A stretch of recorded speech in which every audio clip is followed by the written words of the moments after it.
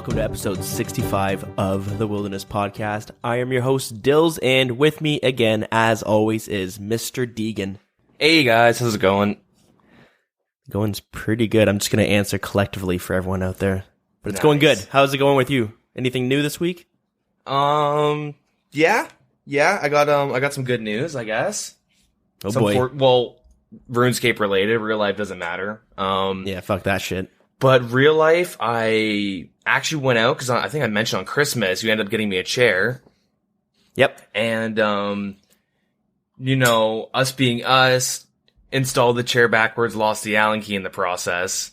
Yep. So you Lost couldn't in use the it. in the chair somehow. I don't even. Yeah. Again, I have no fuck clue how that happens, but. Yeah, that just happens. You know when you put down something, like maybe a lighter or just something, you just put it down and it disappears your forever? kids or something. Okay. But anyways, yeah, you put them down, they disappear forever. And like normally you're just like, okay, it's got to be somewhere, but you always joke it's gone in the abyss. Like it's just something took it. Or Yeah. your sock in the dryer. This is like the first time that I saw firsthand us drop something where it couldn't have gone anywhere else and it just disappeared. Yep. So My that's, theory, there's like a metal plate somewhere hidden within the cushion that you just can't feel, and it just like went into it. I don't know. Weird, but there's a necromancer in your apartment that did some magic. yeah. Some Yeah. telekinetic grab. Yeah, maybe. Shit. All right. Anyways, what else you do? Or what about the chair? Oh yeah, so I went. Oh my! I'll go over this quickly because in reality, this was like a 4 to 5 hour process. But Took a week. I left pretty early one morning to go get the Allen key tool because I need to get a little toolkit, and went to like a Home Depot near my place. They told me to go to a Canadian Tire. So they're like, the guy's like, oh, go to this Canadian Tire that's just down the road. It's a 20-minute bus ride, and like I already had a transfer ticket, right? So I'm like, okay, whatever. Yep. It's a fucking automotive Canadian Tire, so they don't sell shit. It's for cars and stuff. Canadian Tire is like a chain store, I guess. Like they sell hardware, fishing, hunting gear, like everything like that. And then they also have but like, there's a reason we call it crappy tire over yeah, here. it's like the Walmart of like trade stuff. They do have some good stuff, but generally, Yeah, tools, sports goods, car Yeah. stuff, gardening Yeah, shit. yeah. So I had to take a bus, like an hour-long bus somewhere else, and the busing system in my town is really fucking weird. So when there's a 3A and a 3B, they don't actually go in the same way. In fact, they go the same way for about 30 minutes and then go in complete opposite directions randomly. So I got hit with that anyways. It's me like taking buses for like 5 hours total. At one point I just fucked up and got on the wrong bus and I went the opposite way. Cause there'll be like let's random number, like a 5. That's just bus number 5, but there's 2 of them and they go like north and south. And my GPS on my phone is messed up. So Google Maps always says I'm like going the opposite way that I actually am. It's weird. Mm-hmm. Anyways, 5 hours later, I find the Allen key tool set at a Canadian Tire. Get the chair going. Have it all set up. So that's nice. Is it a good chair?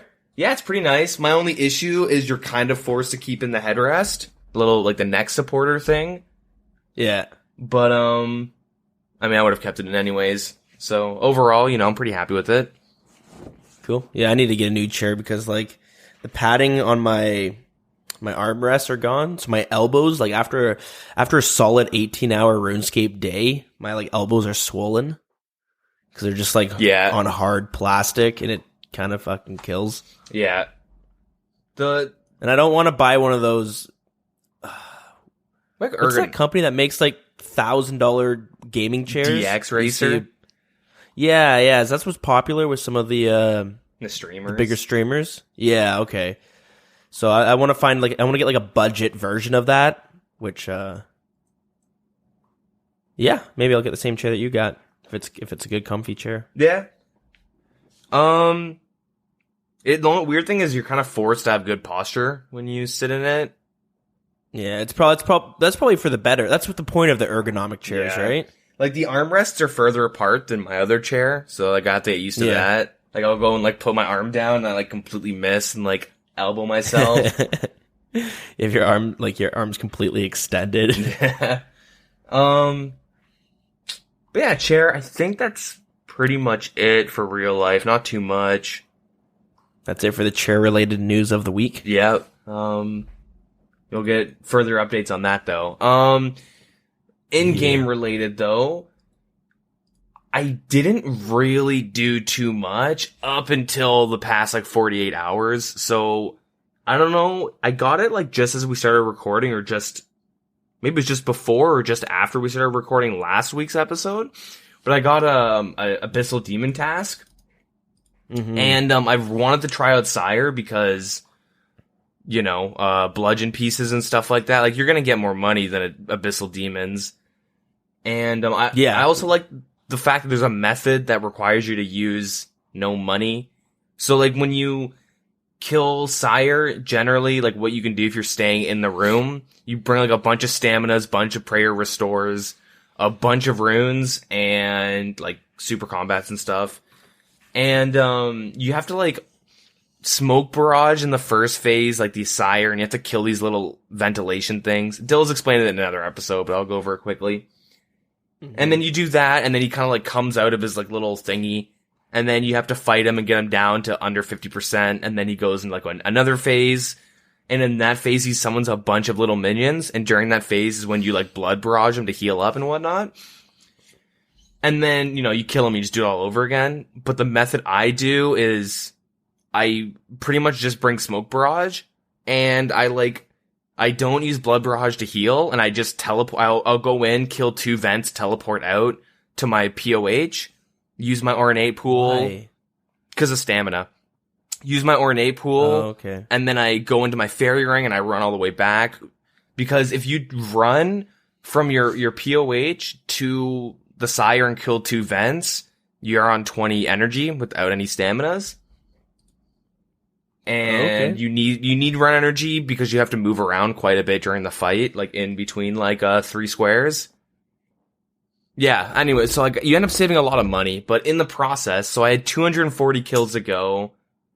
I went like 130 or 120 dry on a unsired, which is a I went 30 dry on it because it's a 100 drop or 1 out of 100 drop rate. And and then I got one like 10 kills later, so you know I had 2 in like 140 kill count. And with those 2, I got 2 abyssal bludgeon pieces, and I was like, all right, wow. I mean, it's a 40% chance to get a bludgeon piece, so you're kind of... but you still gotta get the unsired piece, which that is super rare to get. Well, unsired is 1 in 100, so if I have 240, I should get 2 per, like, on that task. Yeah, but you still got a 1% chance of getting it per kill, right? It's like a 1% per kill to get the unsired, but if you have... Yeah, so that's kind of rare. Yeah, but, like, if I had gotten 3 in under 200, then you're like, okay. Cause you know what I mean? Like, if you get like if it's 1 in 100, you get on kill count 1, but then you go 99 without another one, it's still like normal luck, right?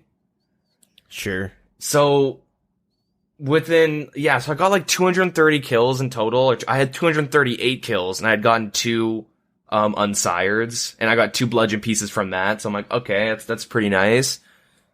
You can't sell them, but they're worth like 8.3 mil as of like yesterday or something. If you're to get all like 3 an investment. Yeah, if you're to get all 3 pieces, they're like equivalent to an 8.3 mil drop, but you can't trade them. So you kind of, once you have one, it's taking up bank space, and you're not going to high elk it for like 100K because, you know, that's a bit of a waste. Yeah, you might as well just hold on to it. Yeah. So I had 2 kills left. I was like, whatever, that sucks. End up getting an unsired still, though. I got another one. Got a third one on, like, 238, I think it was. And I was like, okay. Damn. And I was really, really hoping for another bludgeon piece, because it's like, you know, I can sell that for, you know, whatever, 26 mil or whatever it was at the time. Which is, that's fucking good. Yeah, that's a lot of money from a task. Like, goddamn. Plus, like, you get... like about, I'd say like 50K average per kill. Yeah, I was thinking about that earlier today because I've been doing the same task, and yeah, probably about 50k. Yeah, you can get some really nice drops. You can just have like 70 back-to-back drops, but you can also get like fire talismans and shit, so it evens out to like probably like a 50k average. But yeah, so I go and turn it in. I'm like really hoping. I'm like, all right, it's a 40% chance drop to get the last bludgeon piece, and then I'm set. And I go in, and you know, I end up getting the Abyssal Pet. What? Yeah, that's fucking crazy. Yeah, so you have unreal RNG luck. well, it's 50-50, right? Either it happens or it doesn't. Well, yeah, you keep you keep saying that, but then it's just like I'm sitting there being like I was thinking, I'm like, when have I got like a really big drop? When's the last time?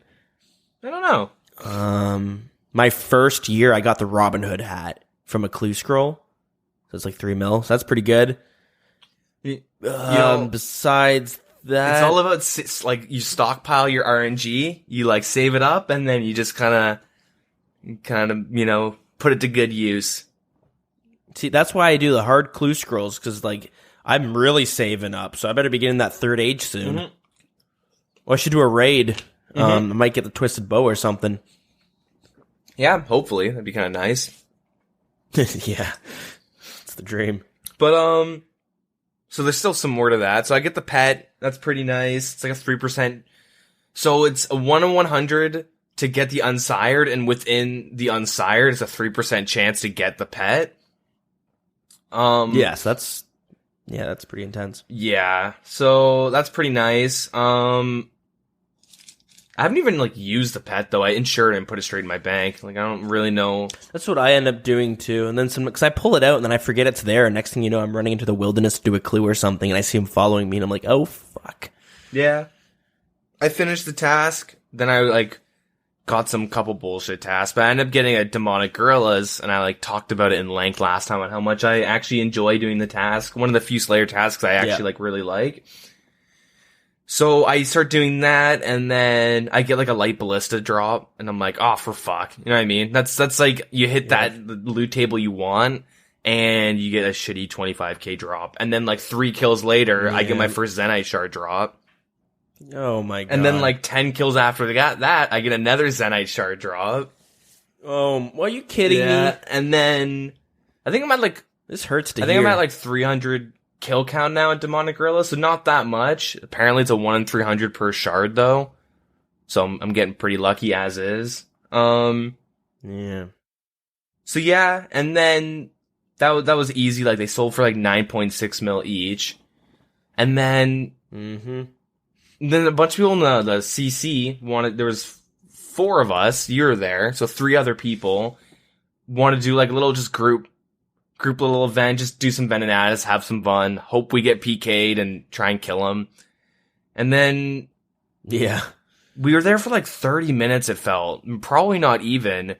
And I think it was about 40 minutes or so because like I had to leave at a certain time. Okay. I know we left a little earlier than what I expected us to leave at, but we ended up getting a treasonous ring, which went for 922k. And then we had, I think, 2 Onyx Bolt tip drops. Maybe it was 3. It equaled out to, between the 5 of us, 533k. And then some change. Yeah, it was pretty good. Pretty good split. Like, that's decent money for 5-man split within an hour. Like, I was happy. And it was fun. That was the main thing. It's really fun. Yeah, I agree. It is a lot more fun doing a boss with just, like, a group of people. Even if it's... Like, I want to say it's... Even if it's less efficient, but I felt like we were just blasting through kills. Like I didn't have to bank for like 10 minutes at a time. You know what I mean? Otherwise, if I was doing it solo, I'd have to bank like every other kill. Yeah, I banked twice. One was because I had like almost 2 mil worth of loot on me, and then the other time was we were done. You know what I mean? Like we were exactly. You stay there for a while, and it's just fun like chatting with some of the boys and you know. Boston and whatnot. Hopefully we can start doing like it'd be fun if we could get like 5 men at Sarah and stuff like that. Yeah, that's the thing. You start with these small bosses, and because some people who might not have bossed before, like me, I'm a pretty high level now. I'm level 120. Well, actually 119, but compared to like a lot of other 120s or even max accounts and stuff, like I haven't really done as much bossing as I should be doing. There's a few bosses I've tackled, but there's a lot of bosses I've never tackled yet. And yeah, and there's a lot of people kind of in the same situation, but maybe a lower level and stuff like that. But you start introducing them to these easy bosses or these like bosses they can do in a group. And it's, you know, it gets people who are like excited for bossing and they actually might want to try it. And then next thing you know, you're able to set up these, you know, tackling all these different types of bosses each weekend. Let's just say we have a different boss set up. And then, yeah, I don't know. It's good. Next thing you know, we're tackling raids. Yeah, it's a slow little progression. And it's fun though. I feel like there was something else after that. I think that was pretty much it for my main. I guess that kind of goes into like what I started doing next. So I think like last week I mentioned some of my resolutions were, like one of them was get my Zerker PK ready, but I was kind of like a Zerker or Obby Mauler, just kind of depending on, you know, what I'm feeling at the time, I guess. And, yeah. So today, like, or I guess for like the past couple days, I've really wanted to like jump on my Obby Mauler because especially after today, with all the money, or I guess yesterday, sorry, with all the money I made, like from Slayer pretty much, and my sharks, the sharks of like, I haven't sold them yet. They ended up crashing super fucking hard and they're going back up. Like I can sell them now and make profit, but I'm going to hold on to a little bit longer. But I can sell all my sharks and stuff, and then I have enough to get all my prayers unlocked and get 77 prayer as well. So that's like one of my resolutions done, like week 1 of the year, which is kind of nice. Or I guess week 2, sorry. Yeah. That's a good start. So I was kind of like, I have some money left over. Like I'm still kind of waiting, and you know I'll still make more money later on. So I'm not like super worried about buying the stuff now. Especially like Rigor went up quite a bit, went up like 3-ish mil. But yeah, so I started. I bonded up my Mauler. My Obby Mauler. I gave him a bond, and then I gave him like, I don't know, like 5 mil extra, I guess, for like a Fury and all that stuff, just random stuff. And, cause I already got like a bunch of the quests done, right? I was at the very last stage of Horror from the Deep. That's where you get your book. Your like Zamrock or whatever. Right. All I had to do was kill the Dagonoth guys, and I logged on and just did that.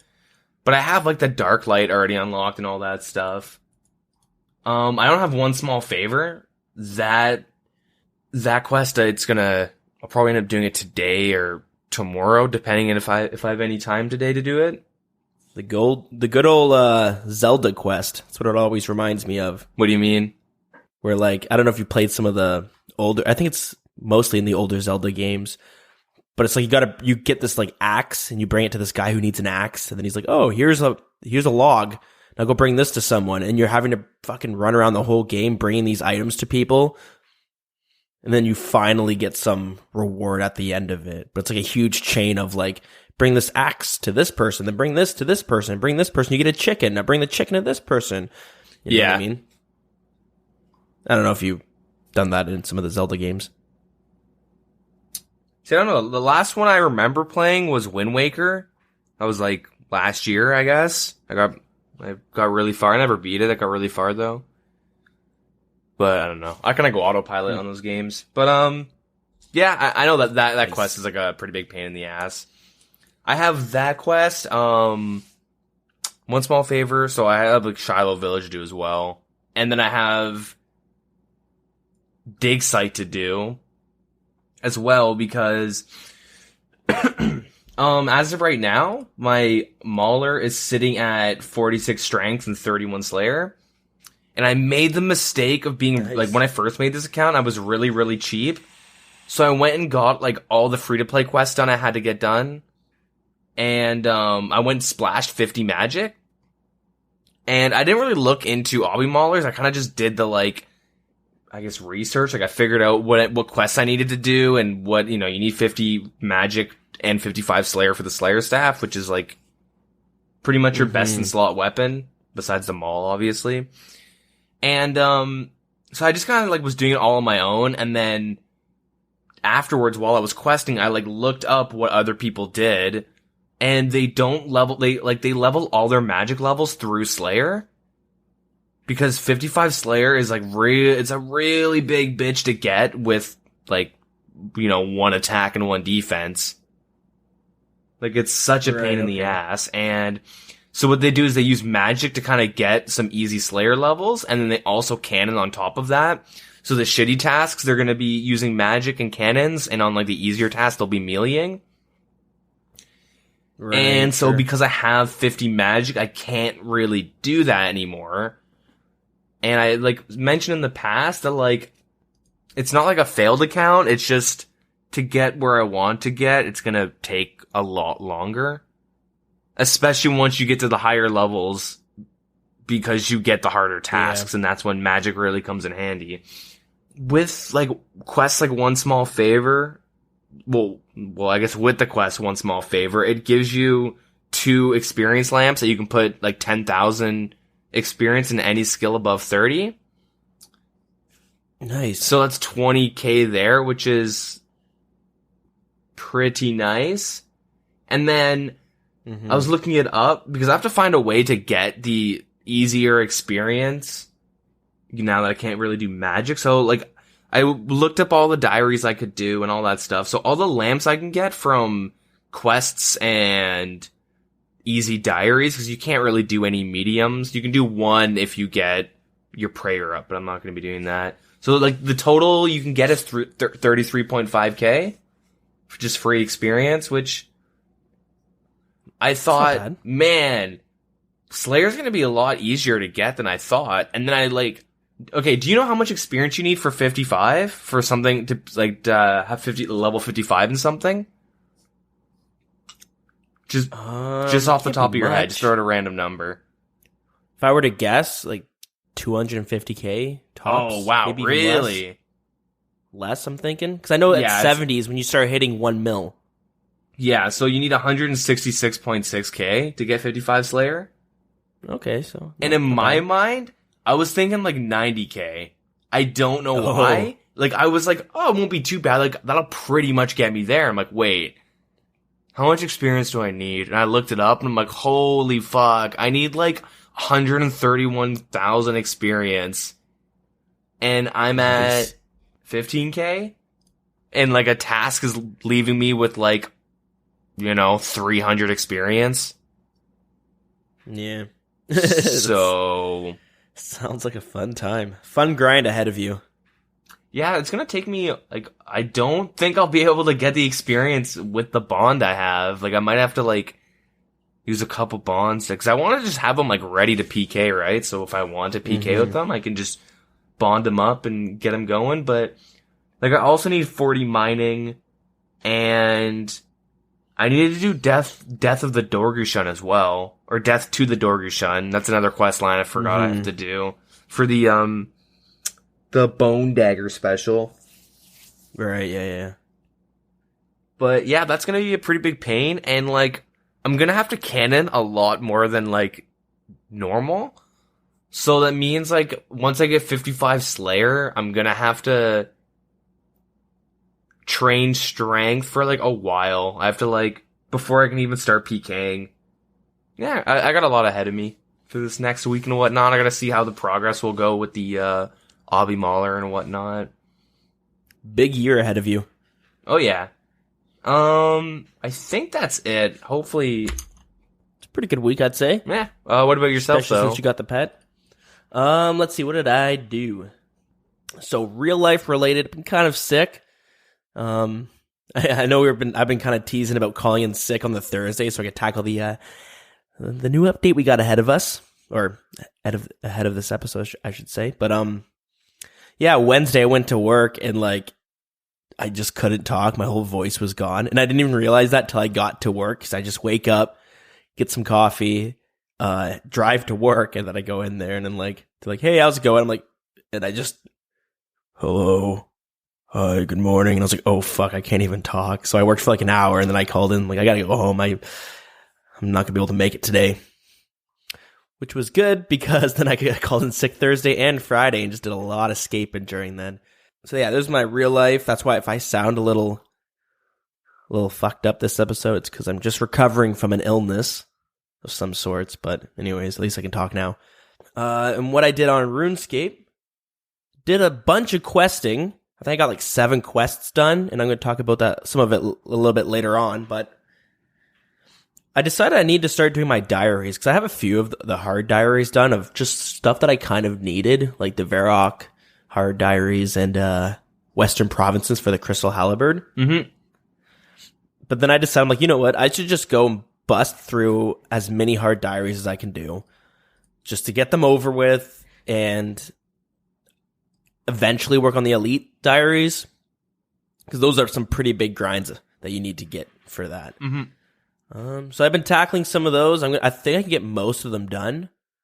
Oh, I forgot to mention, I was finally able to buy my Bandos task sets. Nice. 26 fucking mil. Yeah, they've gone up a little bit. Yeah, so I bought it at an all-time high, but whatever. No, not an all-time high, but Yeah. at a pretty high point. So all my cash was gone towards that, so I've been pretty poor since then. Luckily that Venenatus was able to get me some actual cash to buy other things with. But yeah, so I started doing some of the hard diaries, and like some of the diaries are just bullshit.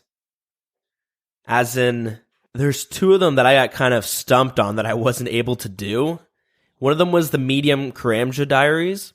You need to get a gout tuber and turn your machete into a Tobas machete with it. Yep.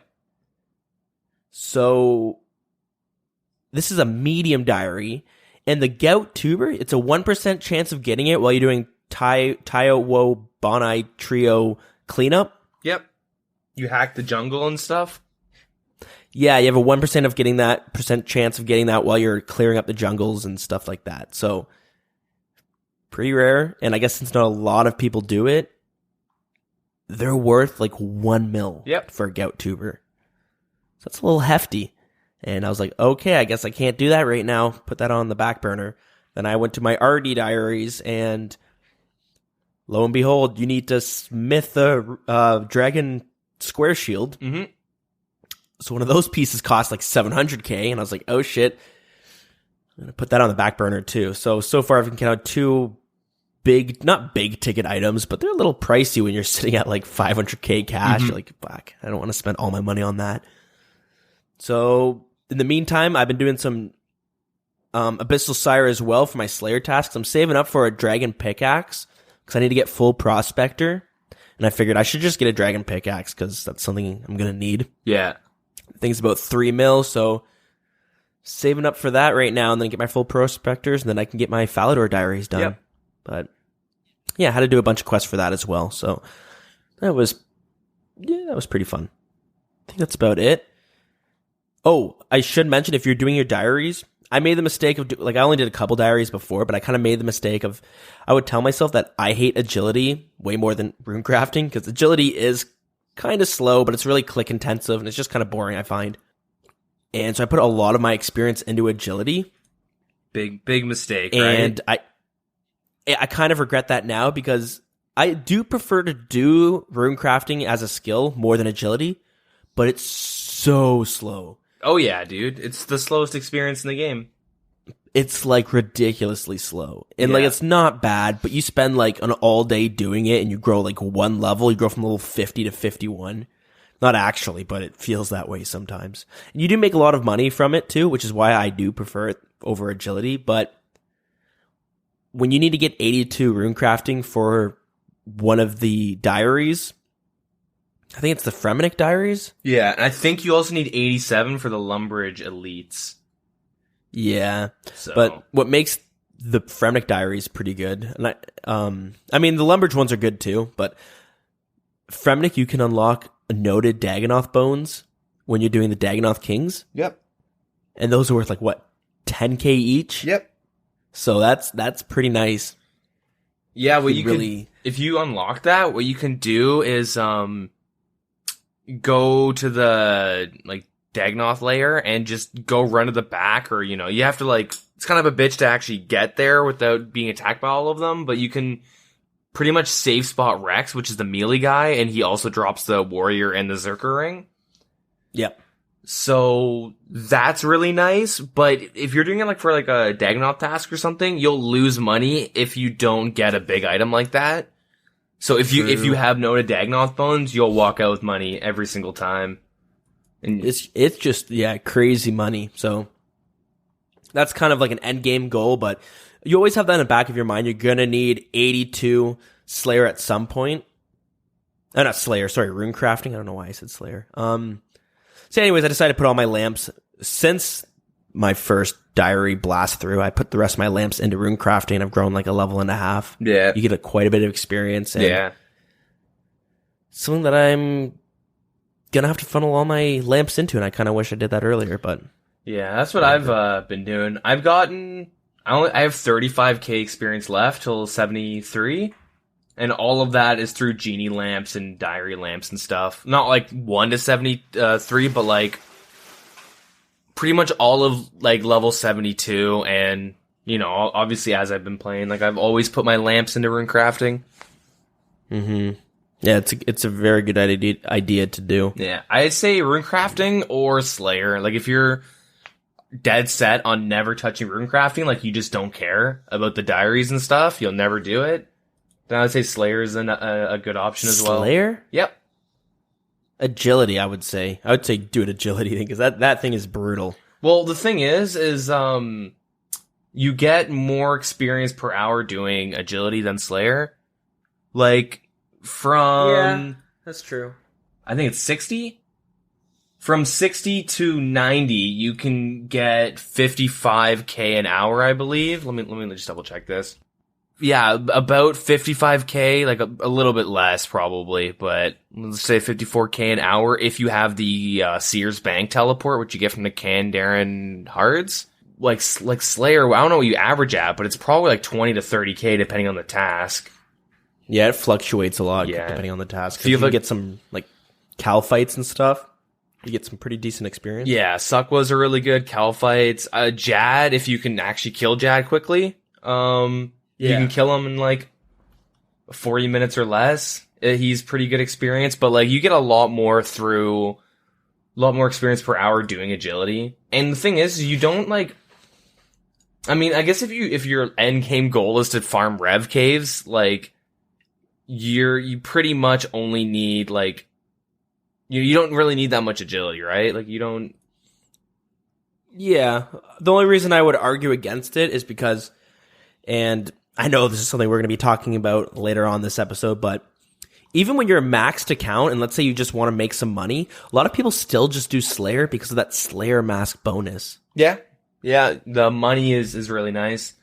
It's pretty huge. The big thing is though, like if you're like a medium leveled player, like pretty much like as soon as you start getting gargoyle tasks a lot and whatnot, you don't make that much money through Slayer. And that's why like a lot of people don't like, I don't know if like I had this, because there was a point where I had a lot of trouble making money, like when I first started getting back into the game. And I think you, at one point, you had a way higher Slayer level than me, and I could not understand why the hell you would slay so much. Because there was a point where I like NMZ'd like pretty much all my stats. I was like the definition of an NMZ prodigy. Like I got my fire cape, my Barrows gloves, and I sat there for like 2 months straight just doing NMZ nonstop. And I could not understand why anyone would ever do Slayer, and then I like unlocked gargoyles, walked out with like almost a mil, and I'm like, that's nice, and I would hope to God I'd get another gargoyles task, because that was my only profitable task, pretty much, at the time. And, because like, they weren't even buffed at this point. So that kind of says a lot. But then like, the higher you get, like, once you get the Necreals done, and you can start doing bosses, like now Hellhounds become very profitable with Cerberus, and you get the Smoke Devils, which you can, you know, kill the little guys, and you get Kraken as well. And, yeah, like it starts becoming like exponentially more profitable, like the higher level it is. So like if you rush that ASAP, it pays off. Yeah, but also if you just can't stand doing agility or something like that, I mean, you know, that's also a good alternative. I don't mind it though, because I'll just be forced to watch Moana one day, again, for like the 8th time, and I'll just agility the whole time. Yeah, okay. Yeah, I guess to each their own, right? Yeah. Different strokes for different folks. But I'm pretty sure most people are going to agree agility is the more brutal grind. Different laps for different chaps. Am I right? Nice. Am I right, ladies? Good. Different tasks. Nah, I got nothing. Okay. I was actually trying to think of one right there. I don't know. I won't even try. Yeah, it's our cue to move on, I think. But I should have mentioned this a little bit earlier. Again, I'm sorry for the echo in this room.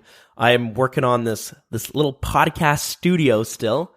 I do want to like soundproof it and stuff and make the acoustics in here a little bit better. So I've been shopping around for some foam I can put up on the wall and stuff like that to make it less echoey. And hopefully in the next upcoming handful of episodes, you'll notice a big change in the quality.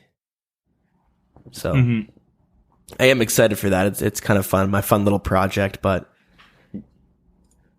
it's a little bit slow. This house is still getting put together. The kitchen's still got to get installed. We get our laundry machines coming next week. So nice. No more laundromat. We'll get a countertop in a couple weeks from now. See, I don't know what's the worst thing about going to like a little laundromat or a laundry room is like actually going there and putting all the shit in and being like, oh, you need a laundry card or whatever. Oh, I don't have enough quarters, whatever it is, because different places. Or when you get roped into shitty conversations with people. I don't know if that happens with you, but like there's a lot of elderly people in my apartment building, so I'll be like fucking playing RuneScape and quickly run down to go like put my laundry in or take it out, and I get caught in this like, oh yeah, it snowed a foot last night. Isn't that crazy? Well, they don't say crazy, but isn't that bananas? Isn't that fucking whack? Yeah. Fucking bonkers, eh, bud? Yeah. But like, you're like, yeah, it snows pretty bad, but I like the snow. Oh, how could you like the snow? It's so bad. Oh my god. Okay. Yeah, you're right. I gotta go. Like, I'm gonna get my toboggan and go enjoy the weather we got. Yeah. Fuck, it's been cold as shit this week. We've had a cold warning all in southern Ontario. Yeah, it's gotten bad, but down to negative 40 at nighttime with wind chill. Yeah. That's crazy. Yeah, it's pretty bad that when I trekked for those Allen keys, it was brutal because I still had to walk like out of those 5 hours. I was just staring at a walk for like 30 minutes straight to catch a certain bus. There's no buses in my area running it was faster for me to walk. And when I ended up getting home, like my thighs were tingly. I had to go sit in a warm bath because I had frostbite on my thighs. Like how nuts is that? Yeah. Yeah. I get those long johns out. For real. But anyways, I think it's a good enough time as ever to move on. Yeah.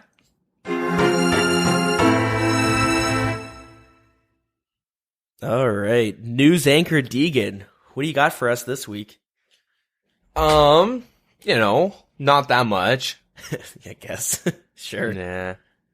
It's not really worth going over. We'll just skip into the lore. Just some quality of life. Yeah.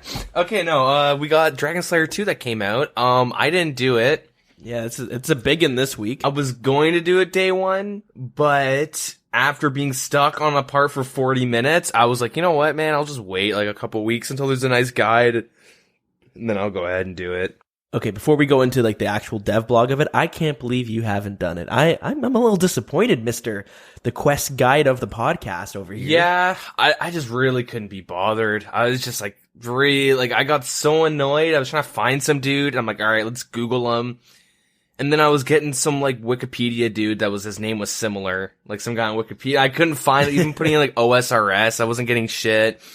Like, all right, let's look up the area. Like, I just couldn't find him. And then someone told me where he was, and I went there, and he wasn't fucking there. And then someone else was like, oh, no, he's over here. And I went over there, and like, he wasn't there either. And I was like, you know what, fuck this, teleport. I'm finishing my Slayer task. What'd you do, just tape down the spacebar button while you're doing it? Oh, yeah. Because you mentioned that you were stuck on it for 40 minutes. So I was like, oh, boy, it's one of the, like, already? All right, I got on there, and I was like, hey, what did you get this part? And you're like, no, I didn't get up to it. I was like, man, I've been doing the quest for 20 minutes. I'm already like past where you got stuck. So I have no fucking clue how you got stuck in that early on. Yeah, I'm a quest. spacebar only during quest type of a person. I just hold spacebar. Anyways, let's tell me about the dev blog. Let's go through Yeah, so 30 years prior to the fateful day, a mighty adventurer awakened Elvarg from her slumber. Apparently, Elvarg's a female. I didn't know that. It's a lady dragon. Come on. Crandor was thriving in very much a live island, with a great tradition of mages and adventurers. The history of Crandor is a bold one, enough so that it meant that many a Crandorian earned the right to be a part of the Champions Guild, and it's very different from what we know as today. And it is now your chance to uncover the secrets of the past with Dragon Slayer 2. So it's a little intro to that. Yeah, a little prequel to the Dragon Slayer 2. Yeah, so throughout the quest, you'll face many challenges, combat related, but there's also like some agility stuff too, right? There's a little bit of everything. There's some puzzles, some agility, some combat, yeah, and a nice boss. You know, got some tough enemies to fight. Very neat. So, yeah, so in any instance portion of the quest where like there's combat, or I guess substantial combat, there's an item keeper relevant to the quest, and it'll work like the Grotesque Guardians or Zulrah, and only one could be utilized at any time. So if you're an Ultimate Iron Man, you will lose your items at Zulrah or Grotesque Guardians. Yeah, because what a lot of people will do, like Ultimate Iron Man, they'll use one of those guys as kind of like an extra bank. They'll get killed at Zulrah, and they'll leave a bunch of items within the Zulrah collector person. Yeah, so only, I guess just the way the game works, they can only keep track of one person at a time that stores your items. And I think it kind of defeats the purpose of an Ultimate Iron Man if you're able to have like 3 like withdrawal only banks. But yeah, so this way you kind of got to pick and choose which one you're going to use if you want to tackle different parts of the game. So and same thing with like the standard instances, they'll work as normal. So all items would be lost on death if you're using any of these to hold items. But yeah, these aren't safe deaths. So if you're a hardcore Iron Man, be careful. Proceed with caution. So yeah, that's pretty much a little teaser for the quest. Some of the rewards. So it's a Grandmaster quest. So there's going to be some nice rewards. The most important one though is access to the Myths Guild. And so what you'll get is a bank with a deposit box and a pull booth, an armory containing 2 shopkeepers and an anvil, a range and a sink. There's also a bank right next to a range, so you can cook like right next to your bank. The new elite the new elite level. Yeah, or the new Tazar Inferno area too. This is a sulfur vent you can use to cook. Yeah, that's true. Yeah, a garden that, so you don't have to cook with the plebs. Yeah, exactly.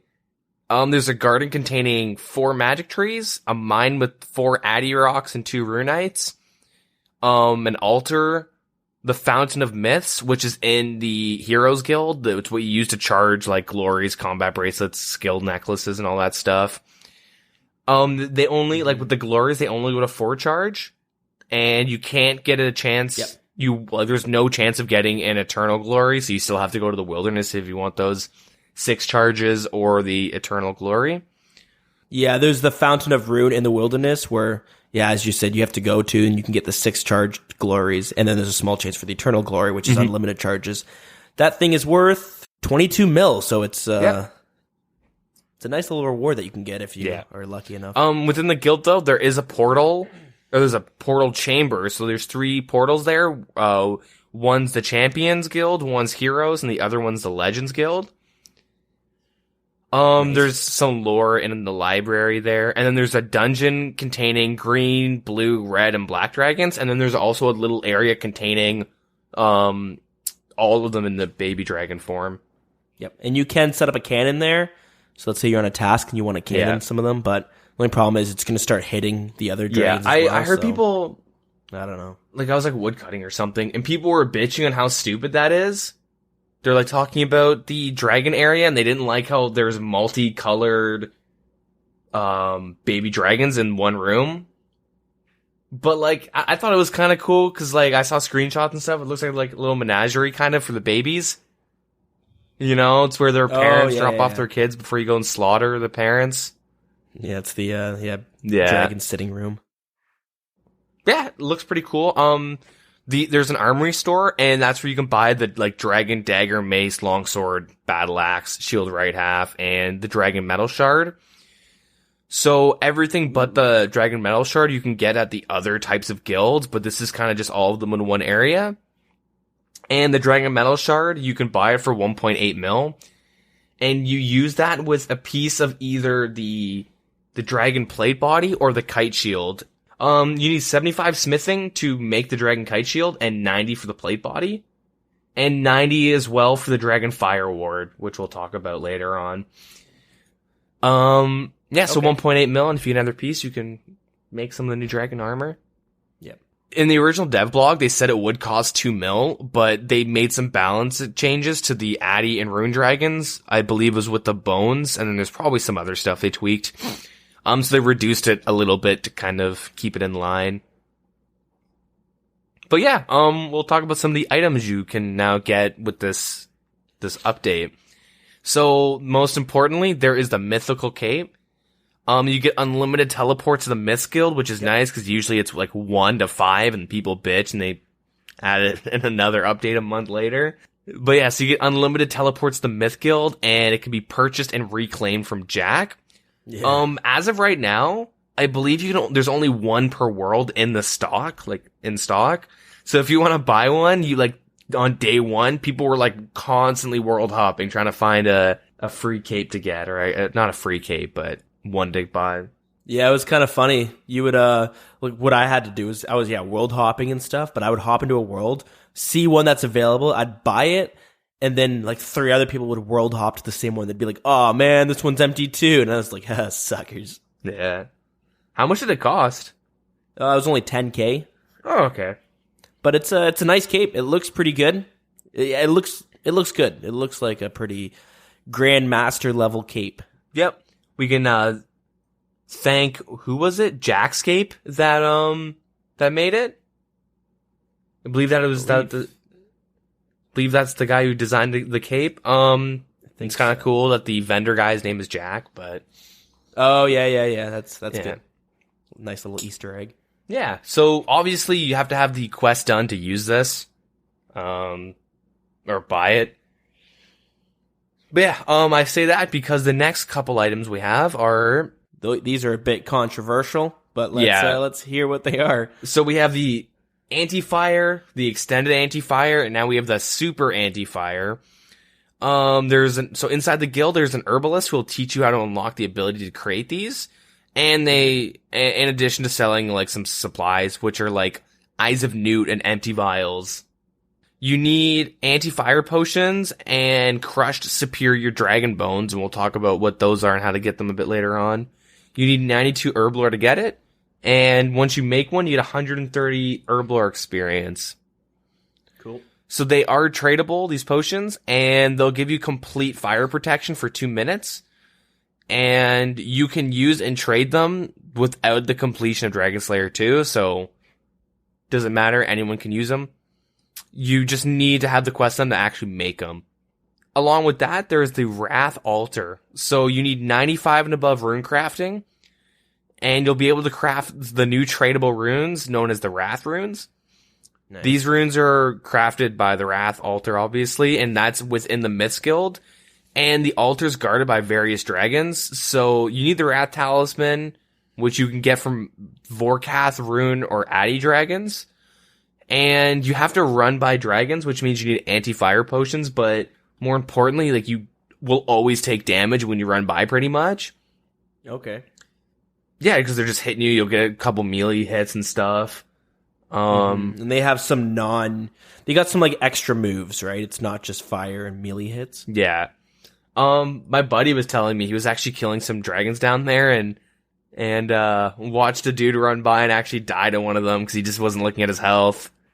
Yeah, I could see that. Yeah, that probably happened a lot on day 1. But yeah, so along with this Wrath Altar, the Surge spells came out, which is part of the standard spell book.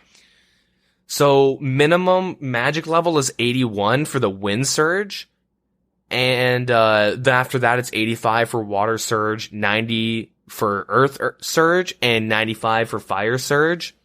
So without any prayers and stuff like that, no items, like just default max hit damage with no percentage boost, the Wind Surge does max hit 21, the Water Surge does 22, Earth 23, and Fire 24.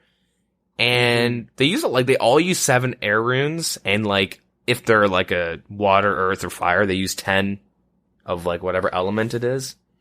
And 1 wrath rune. We'll go a little bit more in detail about that because it hits a lot more than like 24. Oh yeah, if you start stacking. Yeah, it's pretty nuts. Anyways, so some new NPCs and whatnot is Vorkath. I talked about him, or I speculated about what he'd be like, and I was gladfully a little bit wrong on that, or pretty wrong on that. Mm-hmm. He is a new high-level solo boss, whom is fought during Dragon Slayer 2, and once you finish the quest, you'll be able to repeat the fight against him for some exclusive drops. Yeah, that's right. But his health, I believe, will be lower, and like, he's not the exact same guy. Like, he's a little bit easier, I believe. Actually, it's when you're doing the quest, he's easier. Oh, okay. So when you're doing the quest, he's easier, and that's kind of dumb, but whatever. I can complain about that if I wanted to. Yeah, so I get it, but. So the Dragon Bone Necklace is a drop that Vorkath drops. It's in the very rare section, so it has a pretty high range of what the percentage is, or what that drop rate is, and it's not specified yet on the wiki. Yep. So it's a tradable necklace, and you need 80 prayer to equip it, and when worn, it will restore prayer points as bones are buried. And the amount of prayer points will vary on what kind of bone. And higher level bones give more prayer points. And this will use the same scaling as burying bones in the Seren Catacomb. Nice. So it doesn't stack with the Catacombs perk, and the Bone Crusher effect will work with the necklace. Mm-hmm. Equipping the necklace will reduce your remaining prayer points by 50%, and this applies regardless if you're in combat or not. So it's just to prevent, I believe that's just to prevent people from equipping it to bury bones. Yeah, and then taking it off. Because that's the thing. It seems like I don't really know where this is going to fit for maybe the high level or end game content. The fact that the Bone Crusher effect does work is great, because then you just automatically recover some prayer points. Yep. But you don't really get any stats with it. And I'm trying to think on a time when you're going to opt to have that over a torture amulet or something like that. Yeah, so with the Dust Devils, a lot of people opt into barraging them at the Seren Catacombs.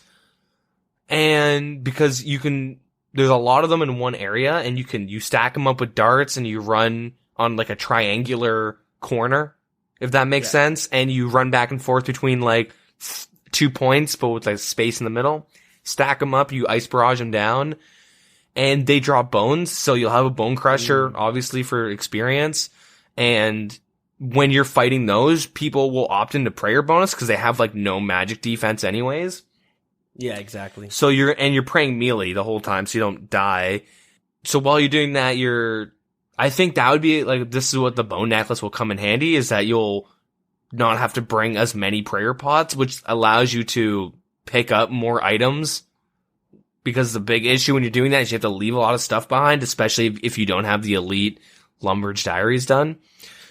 It's a good point. I never really thought of that one. Yeah. Because I guess it is kind of a toss-up between the occult necklace or not, because the occult does give you like an extra max hit or so. Yep. But no, actually that's a good point. Yeah, it gives options. I don't know if it's the same. I have no idea if Smoke Devils drop bones, because I've only killed Thermo. Oh. No, they don't. So Thermos drop ashes, so that won't really be in effect. I know Necreals drop ashes too. So for so I don't really know exactly what. So they have that, or I was gonna say, like, Pures aren't gonna be using this, but if you're trying to get like 99 magic or range and you're at the monkeys. Yeah, but the Monkey Madness 2 monkeys, you can go in with like 2 prayer pots and walk out with a full inventory if you're bursting or barraging them or chinning. Because they drop so many one-dose prayer pots that like You have infinite prayer. That's what makes them so nice too. But yeah, there's probably something we're not realizing. I doubt they're making this item just to burst dust devils. Like, there's definitely some really viable ways to use this. We're probably going to be hearing about it in the later weeks. Yeah, someone's going to find some big exploit and we're going to complain about it. Or I will. They're going to remove the item from the game. Yeah. Here we are, back on square one. Yeah, so speaking of the item, I guess, completion of the quest is not required to wear it. As of right now, supposedly, according to the wiki, it's selling for 19 mil. Although the GE is saying 5 mil. Yeah, OS Buddy's saying 4.8. So I guess it's already kind of lost its value. I mean, 5 mil is a lot, but yeah, I don't know. The thing is, if it's only been 4 days since it came out. Yeah, if it's already dropped that much, it's probably going to be sitting at like a mil or less in a month or so. Yeah. So along with that, they have the Skeletal Visage and the Dragonfire Ward. So Vorkath will always have a chance of dropping a Skeletal Visage and or Visage, and with 90 smithing, you can combine the anti-dragon shield with it to get the the Dragonfire Ward, and that's a new version of the Dragonfire shield. It can hold up to 50 charges, and is charged by absorbing Dragonfire attacks the same way that Dragonfire shields are. Yep. For every charge, melee and range defense bonuses are increased by 1. And yeah, I should mention this now because I never have a good time to bring it up, but what people do in their player-owned house is in their dungeon, they have a bunch of skeleton dragons, and I believe they do that so they can charge their shields instantly. I think it's steel dragons, isn't it? Yeah, what did I say? Skeleton. Oh, I meant to say steel dragons, yeah. Yeah, you have 4 there, and then you just sit there, and you, get charged really, really quickly. Not bad. But yeah, so yeah, I guess with 0 charges, it's, it's a ranged anti-fire shield, right? So you get, it's, what is it, the same stats as the Mithril? I don't know if they... Yeah, the Dragon Fire Shield is, so I'm assuming this is as well. So when it's uncharged, the defense stats are as good as a Mithril Shield. Yeah. But you still have the range strength bonus. Sorry, not range strength bonus. You still have the range attack bonus with it on default. Yeah, so it's a little bit worse than a Mithril Kite Shield with 0 charges, but obviously you add 50 stats to all that. Be pretty good once you're fully charged. Oh yeah, it's good. Yeah, it's nice. There's an anti-fire thing for rangers. But yeah. Yeah, we'll move on. So the Vorkath's head and the Ava's Assembler. So Vorkath will rarely drop his head. It's a 1 in 50 chance to drop. And no matter what, on kill count 50, you'll get the head. So RNG is... Oh, wow. Really? Yeah, no matter what. You can get one at 1, and then you'll get one at 50 as well. 50, 100, all that stuff is always guaranteed 1. And so every 50, you'll be getting a Vorkath's head? Yeah, and you get that in addition to the loot too, right? It's not like you're losing a chance on the drop table. You get a Vorkath's head and then whatever. So 1 in 50, no matter what, in 50 kills, you'll get it. At least 1. So yeah, you can take his head along with 75 Mithril arrows and an Ava's accumulator to Ava in the Draenor Manor, and you'll make the Assembler. It's the new best in slot range item for, or best in slot range cape. And the Assembler requires 70 range equipped and can randomly gather Mithril ranged items, and it has an 80% chance to save ammunition versus the 72% from the accumulator. The other 20% will still break and be lost. Yeah. So you have better range with this, but with the 99 cape, you have the +7 prayer. So there are options. Right. This isn't just the best in slot. If you're praying and stuff, it still might be worth it to bring your 99 range cape if you have it. It's not just completely replacing all range cape options. In addition to the Assembler, the head can be taken to the Taxidermist and Canifis, who will stuff it for use in a player-owned house. And it can be reanimated as a standard and soul dragon via the Arceus spellbook. That's interesting, because it's a little bit different than, for instance, if you get an Abyssal head, you can exchange that or break it down for 3 Abyssal Ensouled heads. Yeah. Oh man, I can't talk. So I'm surprised you can't. It's not the same with the dragon head because I don't know who's going to break that down for one dragon head. I don't know though. Yeah, but how do you feel about you always getting it on the 50th kill? I like it. I think they recognize that because it's untradeable and it's also necessary for the best in slot. Guarantee you there would be someone on kill count 400 posting on Reddit, kill count 400, no Vorkath head, and then people are going to start bitching about it, right? Yeah. Okay. Being gated from best in slot items that are untradeable by RNG is always a bad idea. Yeah. Yeah. I was saying it with like the range Vembraces and stuff way back a couple months ago for the wilderness rejuvenation. I mean, you could buy them, but I don't think best in slots and stuff should just be completely boiled down to RNG and that's it. If you could buy it, then that's a different story. But you can't, so I think it's good. I do like the approach of this being an untradeable item, so you actually got to work towards it. Take the Iron Man approach with it, which is it's good. You can't just buy bonds and buy one. You know what I mean? You actually have to be able to kill the boss a handful of times. Yeah, it's like a feat kind of, a feat of strength. Yeah, and plus, just because you get one, I don't think people are just going to opt to not killing it's like some people might, but not a lot of people are going to opt to never kill the boss again, because if you ever go into the wilderness or something like that, it's always good to have backups. Just in case. So, cool. Yeah, exactly. We did kind of skip over this, but let's see how much the Dragon Fire Ward is currently going for 31 mil. So, it's a nice drop. Yeah. Yeah, pretty decent. It'll probably go down in price over the next couple months. So right now it's kind of hype. Oh, every item will be going down, but it is fun to look at how much they're worth 4 days after release. I do feel like the ward will be the best in slot. I mean, not the best in slot, the most expensive one, because of everyone who cam skeletal wyverns. Oh yeah, that's a good point. Yeah, I mean, what people do is on their ults or whatever, they're like if they're AFKing on their Zerker or whatever, they will wait like 10 minutes and then start to kill them. But yeah, so this is straight up just the new best in slot range shield with the Dragonfire Ward. There is the Twisted Buckler that comes from raids. Don't forget.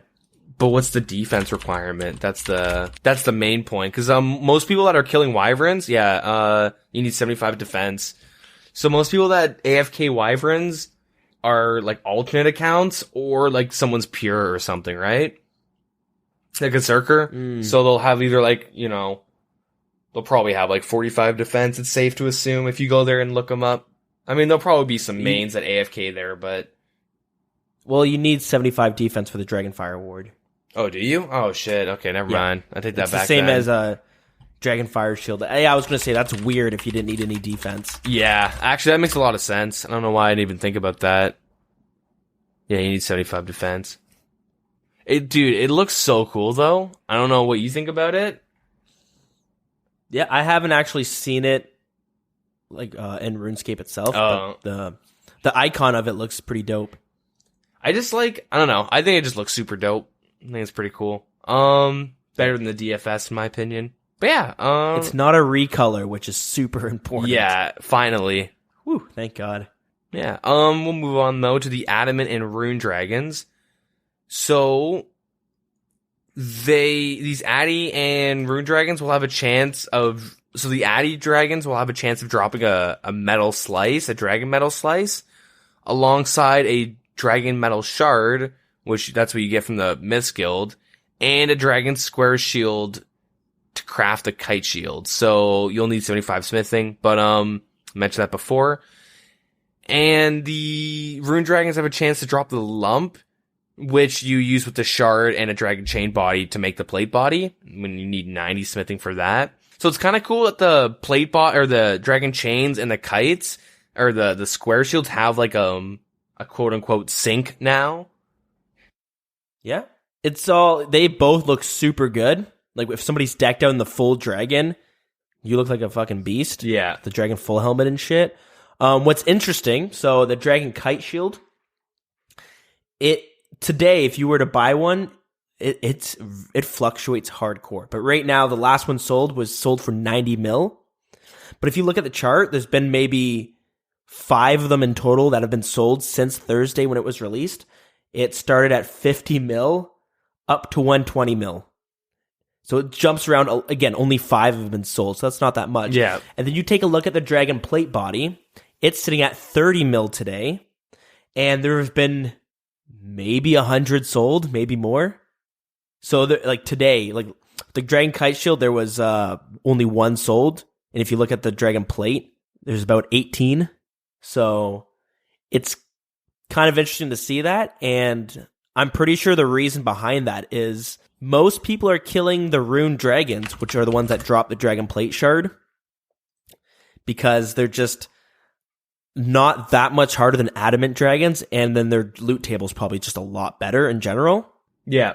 So people are not really killing the Adamant Dragons because they're like, well, why would I kill Adamant Dragons if I could just kill the Rune Dragons? But the Kite Shield, again, a lot more rare to get now, and it's selling for a lot. So there's your kind of your reason for that. Pretty cool to see that, though. You know what I mean? Yeah.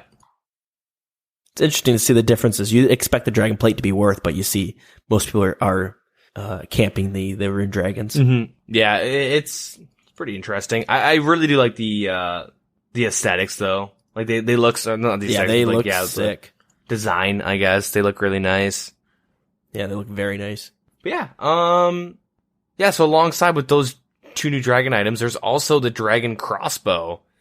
So both of these dragons have a chance to drop the dragon limbs, and they're tradable. You know, you can make a crossbow. You need 78 fletching, and you need a magic stock to make the bow. Cool. Or the crossbow, and then you string it just like every other crossbow in the game. Nothing special about how you make it.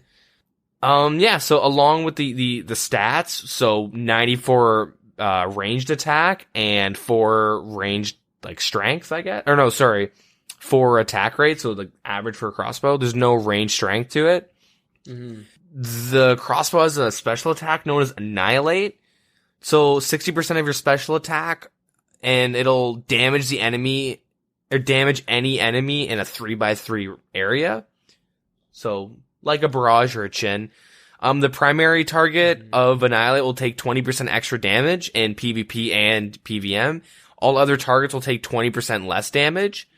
If used in single way, the attack still works and only hits 1 target with the 20% extra damage. You need 64 range to use it. Yeah. It's pretty cool. It gives kind of an alternative, an extra weapon to bring when you're, let's say, chinning. Yeah. You could switch to that to use the special, and you'll still be getting decent experience. So the price for that one right now is currently sitting at 4.5 mil. Yeah, not bad. I did hear some people were kind of upset with how they thought it was going to be a lot better. Yeah. We'll talk about that later, but yeah. Yeah, we'll move on. We got only 2 more items to go over. So, yeah, so as well as the Dragon Crossbow, they have the Dragon Bolts now. So these bolts are dropped by Vorkath, Addy, and Rune Dragons. They'll drop as unfinished, so you need 84 fletching to add, and you gotta add feathers to them. You get 12 experience per bolt. It is possible to add any current bolt tip, excluding the amethyst, to the finished bolts, and they'll have the same effect. The only difference is that, they have better range strength. So, Dragon Bolts have 122 range strength. The Runite Bolts have 115. Okay, so cool. It's a nice addition. I don't know what the max hits are with, Dragonstone Enchanted. I don't know what the current max hits are, with that. It's gonna be pretty nice. The one thing I really like about this is you might actually start seeing people using some of the lesser used bolt tips. So we've talked about it before, but each of the bolt tips have kind of unique effects that come along with it. So again, if you've heard this before, you'll recognize some of these. So like the Jade Bolts Enchanted, it has a thing called Earth's Fury, has a chance of knocking the target to the ground, which is kind of cool, but nobody really used it because you needed to have Blurite bolt, which is the ore from, a night sword? Yep. So yeah, not a lot of people used it because sure, the effect's all right, but you're not really going to be hitting too hard because the bolt is so weak that you actually use it. Another interesting pearl bolts. It has Sea's Curse, a chance of striking the target with a mighty bolt of water, dealing extra damage. And this has a higher accuracy and does more damage to fiery monsters. So like the Tazar monsters is the example it gives on the wiki. Again, not a lot of people used it because you were stuck using iron bolts, which is, again, you're not hitting very high with that. So even the effect you would assume would be pretty good against fiery monsters. Since you're having to use the iron bolt, it's much better to just use broad bolts or adamant bolts or something that'll consistently hit better. Yeah. So I love that you can finally start having a chance to make use of these cool effects that come along with these items. Because again, there's a lot of really cool ones.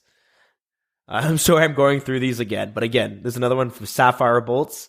Chance of lowering their target's prayer points and giving them to the attacking player. That's pretty badass, but you have to use those with Mithril Bolts. So now, you know what I mean? Now you can start using these on the best in slot bolt, and you'll start being able to really see some cool things coming down. A lot more variety. Yeah, I really do like how we'll see some of these, like you said, unused bolts, I guess. We'll see some of them being used again. I did notice though that is it the Mithril Bolts enchanted emerald or whatever, the one that poisons? Forget what it's called. Mm-hmm. That's being used a lot in Deadman mode, which I know that's very specific to Deadman mode, but yeah, it's pretty neat seeing like that's one little niche. I know you use it at Corp to stun the little the core thingy. People bring it when they're killing the Armadillo boss and they need to get kill count. They use the poison one for that. And again, like the Earth's Fury where you knock someone down, a lot of the times you'll see it maybe in like Castle Wars or something to maybe stun somebody for a second. But now you'll be seeing more of somebody who's using it not just for the effect, but because it's going to be offering a decent amount of damage behind it as well. So love it. I always love when there's a variety or these little niche items and stuff like that. I'm really happy to see that you might be seeing some of this come into use. Again, you're probably going to have to wait for these to drop down in price a bit before you start seeing them as a more commonplace item. But, give it time. Right now, each bolt is selling for 2.6K each. So a little pricey, but I'm sure they will drop down over time. But again, they're going to be a high commodity item because of the Dragonfire bolt tips that you were talking about used in PvP and stuff like that. I do like how there are now Dragonstone E-bolts. I do like seeing that. Yeah, last item, before we go over all the items again and give our takes on them. And the last item is the Superior Dragon Bones. So you get them through Vorkath, Addy, and Rune Dragons. They're tradable and they give 150 experience when buried, and they're the best bones in the game. You need 70 prayer to use them, and the Superior Dragon Bones can also be crushed with a Pestle and Mortar to create the crushed dragon bones, and that's a secondary ingredient to the Superior Anti-Fire, like we mentioned those before. The use of these bones do not require the quest completed, but you do need 70 prayer. So I guess that's how they use that to prevent dragon bones and everything crashing in price. They want to make these, you're like you're hitting the end game, I guess, or I guess the later stage where you're maxing out and you want to get that, 77 plus prayer. This is an option. Mm-hmm. The bones are currently going for 13,000. Remember that number because we're definitely going to revisit that afterwards because some interesting stuff was going on there on day one. The winner of the login screen, his name was Runezilla, and he had a really cool submission. So when you log in, that image, Runezilla made that, so pretty dope. Congrats. The 60-second video summary competition was won with Ice Scream Y. He had a really good video. I watched it, and definitely well-deserved victory for him. Like, it's super well done. Good, like, voicing, good animation, good lore.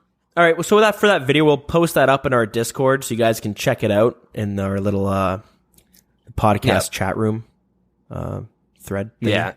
I really liked like all the animations and stuff with it. It was pretty good. So he gets his Chill Blast gaming PC, and congratulations on the RuneScape machine. Yeah, for real. Honorable mentions go to the Unknown PI, the well-known, the very helpful Slayer Music 1, Mr. Bug, Mr. Echo, Jimmy, and Kemp Q. So some of these names I've seen a couple times. Yeah, you'll recognize a lot of them. Yeah. I know Mr. Bug won a Golden Gnome Award, not last year, but the year before. Yep. So some of these are recognizable names and stuff like that, but it's,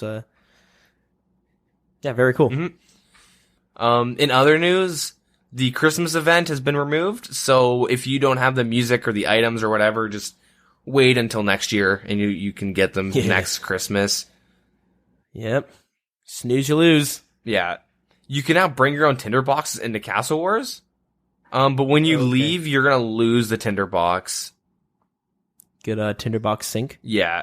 This is kind of funny, but the Monster Examine spell can now reflect the true poison immunity of cows. Perfect. Yeah. Perfect time for those emerald bolts. Yeah, exactly. Some typos and stuff like that. That's pretty much it. They did take out some seasonal Deadman mode worlds. I think that's it. I don't think I'm missing anything important.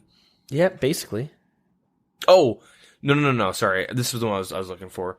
There's now an additional extra warning enabled when you're alching untradeable items. So you can right-click the alchemy spellbook if you want to enable this. I'm assuming that's because you can set elk warnings to certain prices. So I have mine set to 50k or something, so I can elk rune pieces. But just in case you have an untradeable, like a rune pouch or something, you don't want to just assume it's part of. I don't really know. I don't even know if you can elk your rune pouch with runes in it. I'm just throwing that out there. It's good. I always like these warnings. Like, I know some people are like, well, fuck, why are we kind of catering to people who are just misclicking every day? But and then even with the alch value, like, you have some weird items out there. For instance, the Abyssal Whip. It's worth 1.8 mil, but it alchs for 72k. Yeah. So a lot of the times you like, if you have your alch value set to like 100k and you accidentally click your whip, boom, it's gone. You know what I mean? Yep. Like, there's a few items that you wouldn't expect to have a low alch rate, but yeah, there they are. Yeah, I just set mine at 50k. It's safe. I can elk my rune pieces in peace. I mean, sometimes I'll accidentally like elk a potion or food. I've done that a couple times. Yeah. I've tried to like use like a 1 dose and a 3 dose or something, or 3 into a 1, and I just empty it out. That shit's fucking annoying. Yeah. Wish you could take out that empty option somehow. But or move it down a bit. Yeah, under examine, under cancel. Just put it at the bottom of my screen next to report, because, no one uses that button, so we're good. That's fitting. After the release of Vorkath, they, as always, have little tweaks and stuff, and, people gave feedback, and people are still giving feedback. Oh, yeah. And there's obviously some issues. There's always goddamn issues with every update with this community for some reason, no matter how big or small. Yeah, I should mention that they're coming out with a repeatable version of Galvik, the Monkey Madness 2 dude. You can rewatch certain cutscenes and all that stuff. You don't get any additional rewards. It's just a little fun thing. But yeah. Sure.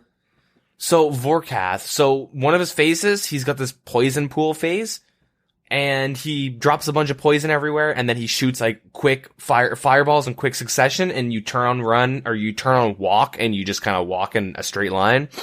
Yep. Obviously, Wooks found out an exploit during this where he's able to walk back and forth with the blowpipe and get a lot of damage done, and the kills were going by way too fast. Yeah. So they made it so Vorkath takes substantially reduced damage during this part of the fight, during that phase. They don't want to punish those who are able to utilize correct mechanics by completely making him immune to the damage. So they just made it so he does less damage. It's still faster, but it's not like, a fast, kill. It's just, you get a little bit of reward while it's not being busted. They originally opted to not include the Salve Amulet to provide a choice between using the Slayer or the Serp Helm. And, cause if it's like, everyone's gonna use a Serp Helm, they want to give options. This change, but yeah, it didn't really work out, so this change would make killing Vorkath more viable while not on a Slayer task. A lot of people complained that Vorkath, is a little too tanky, I guess, unless he's on a Slayer task. So they said, alright, Yeah.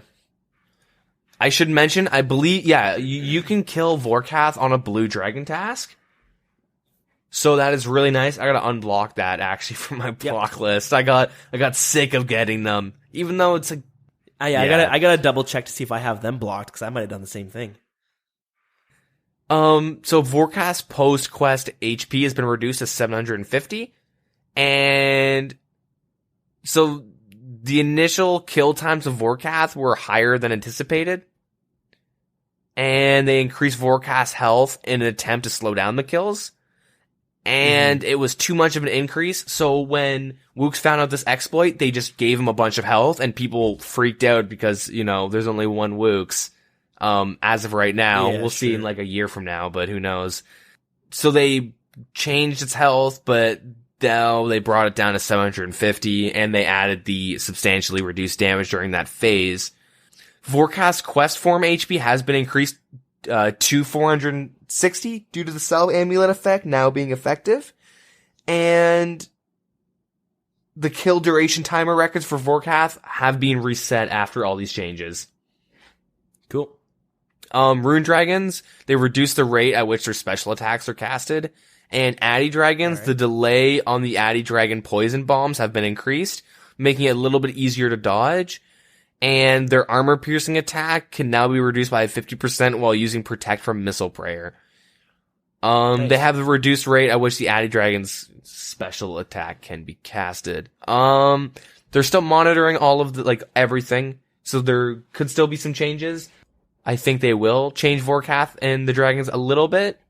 We'll go on that, and pretty much now we'll go over all the items, I guess, right? We'll give our take on everything.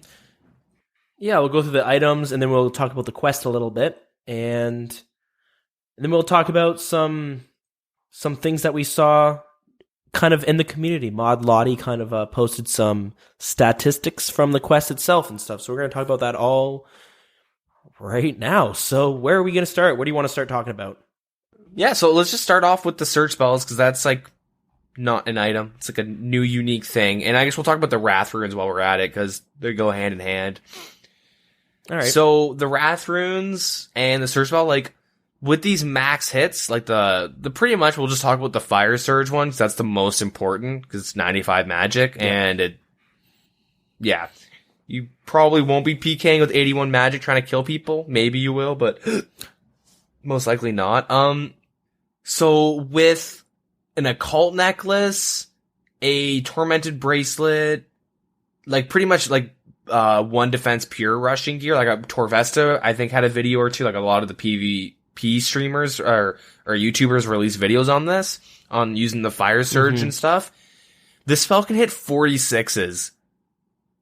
Wow, and okay. What, the Ice Barrage was a 34 or something with all that, with the same type of gear?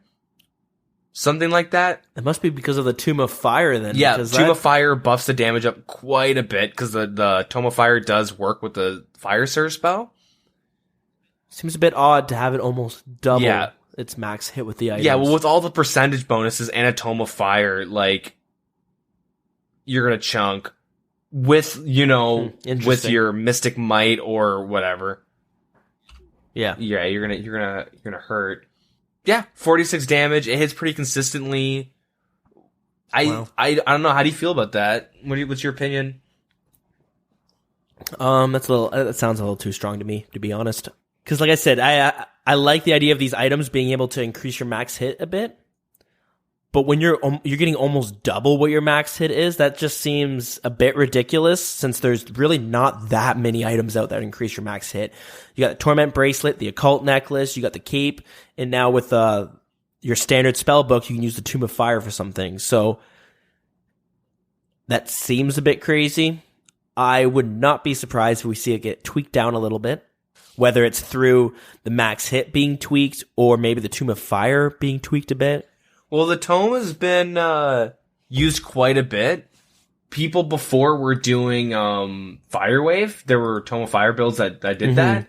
Like Staff of the Dead builds where they'd have really, really, like, they have, like, super low strength and then 75 attack and then, like, 75 plus magic. And they would... Yeah, I forgot to add the staff there also increased your damage. And so with the Toxic Staff and all that stuff, they, like, fire spell PKing, I guess, was already very popular in, like, low-level pure PKing at Edge. And they're, like, those builds in general, are pretty busted because the Toxic Staff special makes it so melee damage is reduced by 50% for, like, a minute, and that, like, everyone G-mauls in low-level brackets, so it kind of makes you, like, win every fight, especially, just how it is. But, what if they said, like, oh yeah, if you're wearing, like, max gear, if you're risking 30 mil, Kodai wand and all that crazy shit, like, really good gear, you're gonna hit 46s.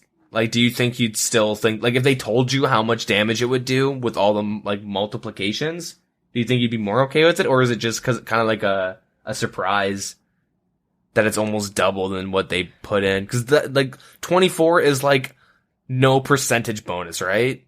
Let's say you're wearing no armor, you're just throwing that spell out. It's hard to say because with Ancestral, it is expensive.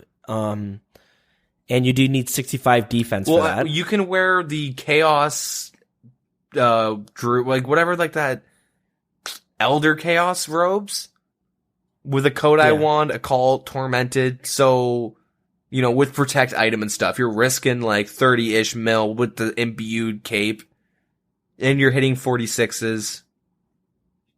When it comes to things like this, I don't think we should ever take the price of things like as a factor because like. Well, yeah, I mean, it's just, like, that's, like, max... It is a lot of risk. Rushing gear. You know what I mean? Yeah, I get it. But it does seem strong. We always have to keep power creep in the back of our heads when you make kind of jumps like this. Yeah, I only mention that because you won't, not everyone's going to be rocking that type of gear while they're PKing. Oh, so, yeah, like, it's not like everyone you see is, like, just dropping 46s. It's those dudes that are, like, actually risking... bank for that high damage. Yeah, but the reason I say I try to never take the price of the equipment as a factor because like I don't agree that you should have a weapon that could like hit like let's say like almost KO someone, like hit 80% of somebody's health, even though if it was worth like $2 bill. Because like sure, it's super rare, but that I don't think we should be having items that can do that, at least right now in the game. You know what I mean? It's kind of like what their excuse for the revs being able to drop 100 dragon plates. It's super rare. And it's just like, it doesn't matter if it's super rare or not. Like it's kind of weird to have things like that. So, I try not to take the rarity as a factor and how much that actual item's worth. I just try to think of the like the max hit and stuff like that should be taken as a factor. Like it's kind of hard to say. I don't. My opinion is kind of ignorant with this, but it just seems a little too high. I think it should be tweaked a little bit if it's hitting 46s consistently. I don't know though. I could be totally wrong in that. Like, at least from what I've seen, like a lot of high 40, I guess mid 40s. A lot of 40s have been dropped. Like. Maybe, they are PK videos, so it's kind of highlights, but someone like Torvesta, where he just shows his kills and his deaths and everything, you know what I mean? He would, fire surge someone and go spec them out and just one-shot stack someone pretty consistently. Yeah, that's the thing. If you're able to rush like that, let's say you hit a high 40 and then you go rush with your G-Mull, it should never be the case that if you don't get the kill, you're considered unlucky. Yeah. You know what I mean? So, I wouldn't be surprised if we do see some tweaks there, but at the same time, I don't know. An interesting thing though is like now you might start seeing people getting their mage to 85 and just leaving it there for teleblock, and because now you got the water surge you can use with it, which could hit decently. But then again, people were using charge god spells, and you're able to. I think that changes it from 20 to 30. I think so. Maybe people will still opt to use that as well. So, but we'll have to see. With that 46 damage fire surge, I think the equivalent was a 34 or a 36 with ice barrage. So it's like an 8 to 10. We'll just say 8. We'll say it's we'll just say it's like 8 damage upgrade, I guess, from the ice barrage. The main thing I found... Yeah, I don't know. The numbers don't seem right to me. I feel like we're making a mistake there because if the fire surge is a max hit of 24, the ice barrage is a max hit of 30 without the boost. I think you know what I mean? Get factored in differently, I want to say, but like I've never seen a 46 barrage in my life. Yeah, the thing is though, anyways, they literally hit like 46 and shit in their videos. But the main thing is when they're rushing, if you're rushing with this spell, like I don't know if you've ever stood at like in a PvP world, if you're trying to like PK at the Grand Exchange or at Edge or something and you get rushed, the biggest thing is you just see you have been frozen in your text chat. And if I see that, I'm instantly teleporting out. And that's like why I don't get rushed, I guess. Cause even if I'm like looting and whatnot, I'm like looking at the chat box and looking at my health. Because if you're stacking someone out and you're far away and you're far casting at max range and you come in, and you hit him with an ice barrage, it says that you've been frozen before you even take damage. So that's how you know if you're getting stacked out or not.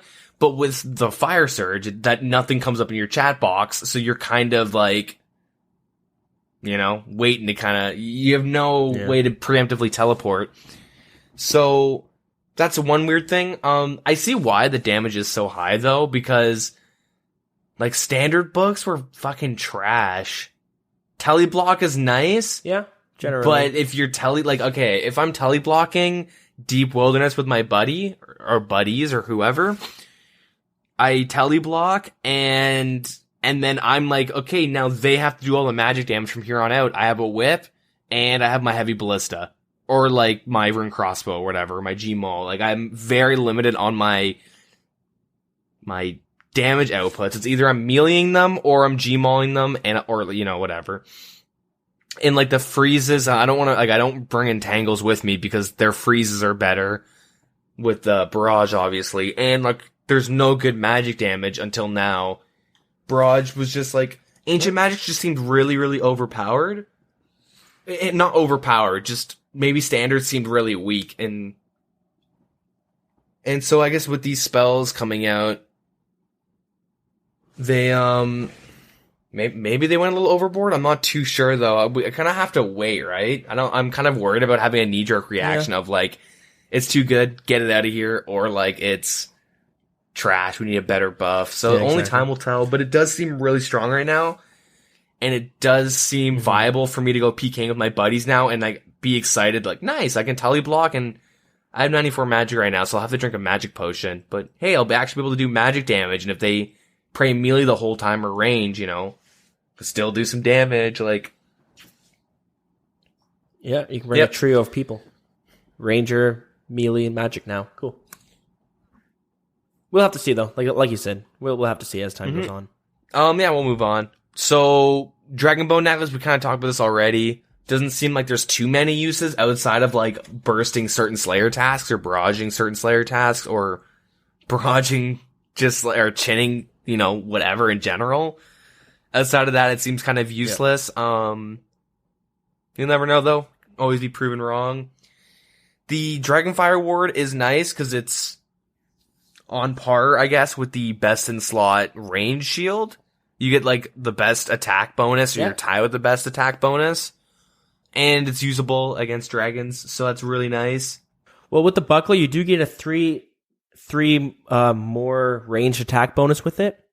So the Twisted Buckler is generally going to be better than the new Dragonfire Ward, but it's kind of similar with the Dragonfire Shield and the Dragon Defender because, there's a lot of dragons and wyverns and shit that you'll be killing, so it kind of serves its niche by being good for stuff like that.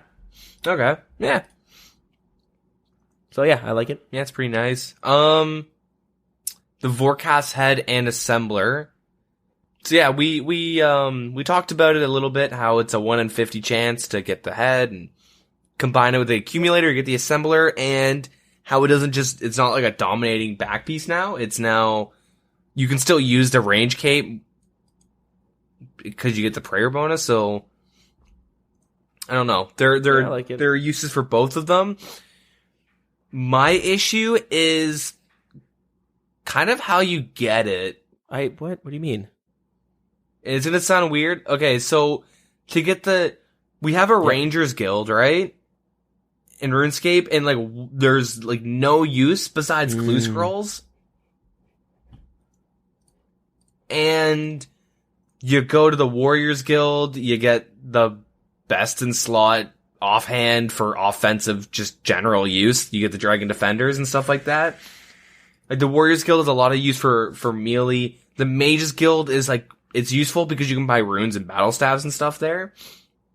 But the Rangers Guild is completely trash, and I get it, it's kind of cool. I do like, the whole, you take his head and you make a new back piece or whatever out of it.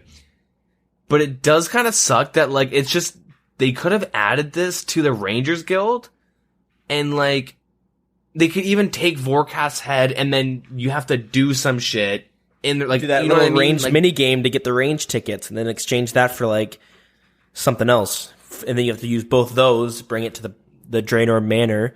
You bring the range ticket prize plus the head, and then you can get her to customize it. That's good. Yeah. I feel like they kind of like I do want to see like better use. Like they have so much, like so many places in this map. Like the map is big enough that like most of it is like no player walks. Exactly. Like, you know what I mean?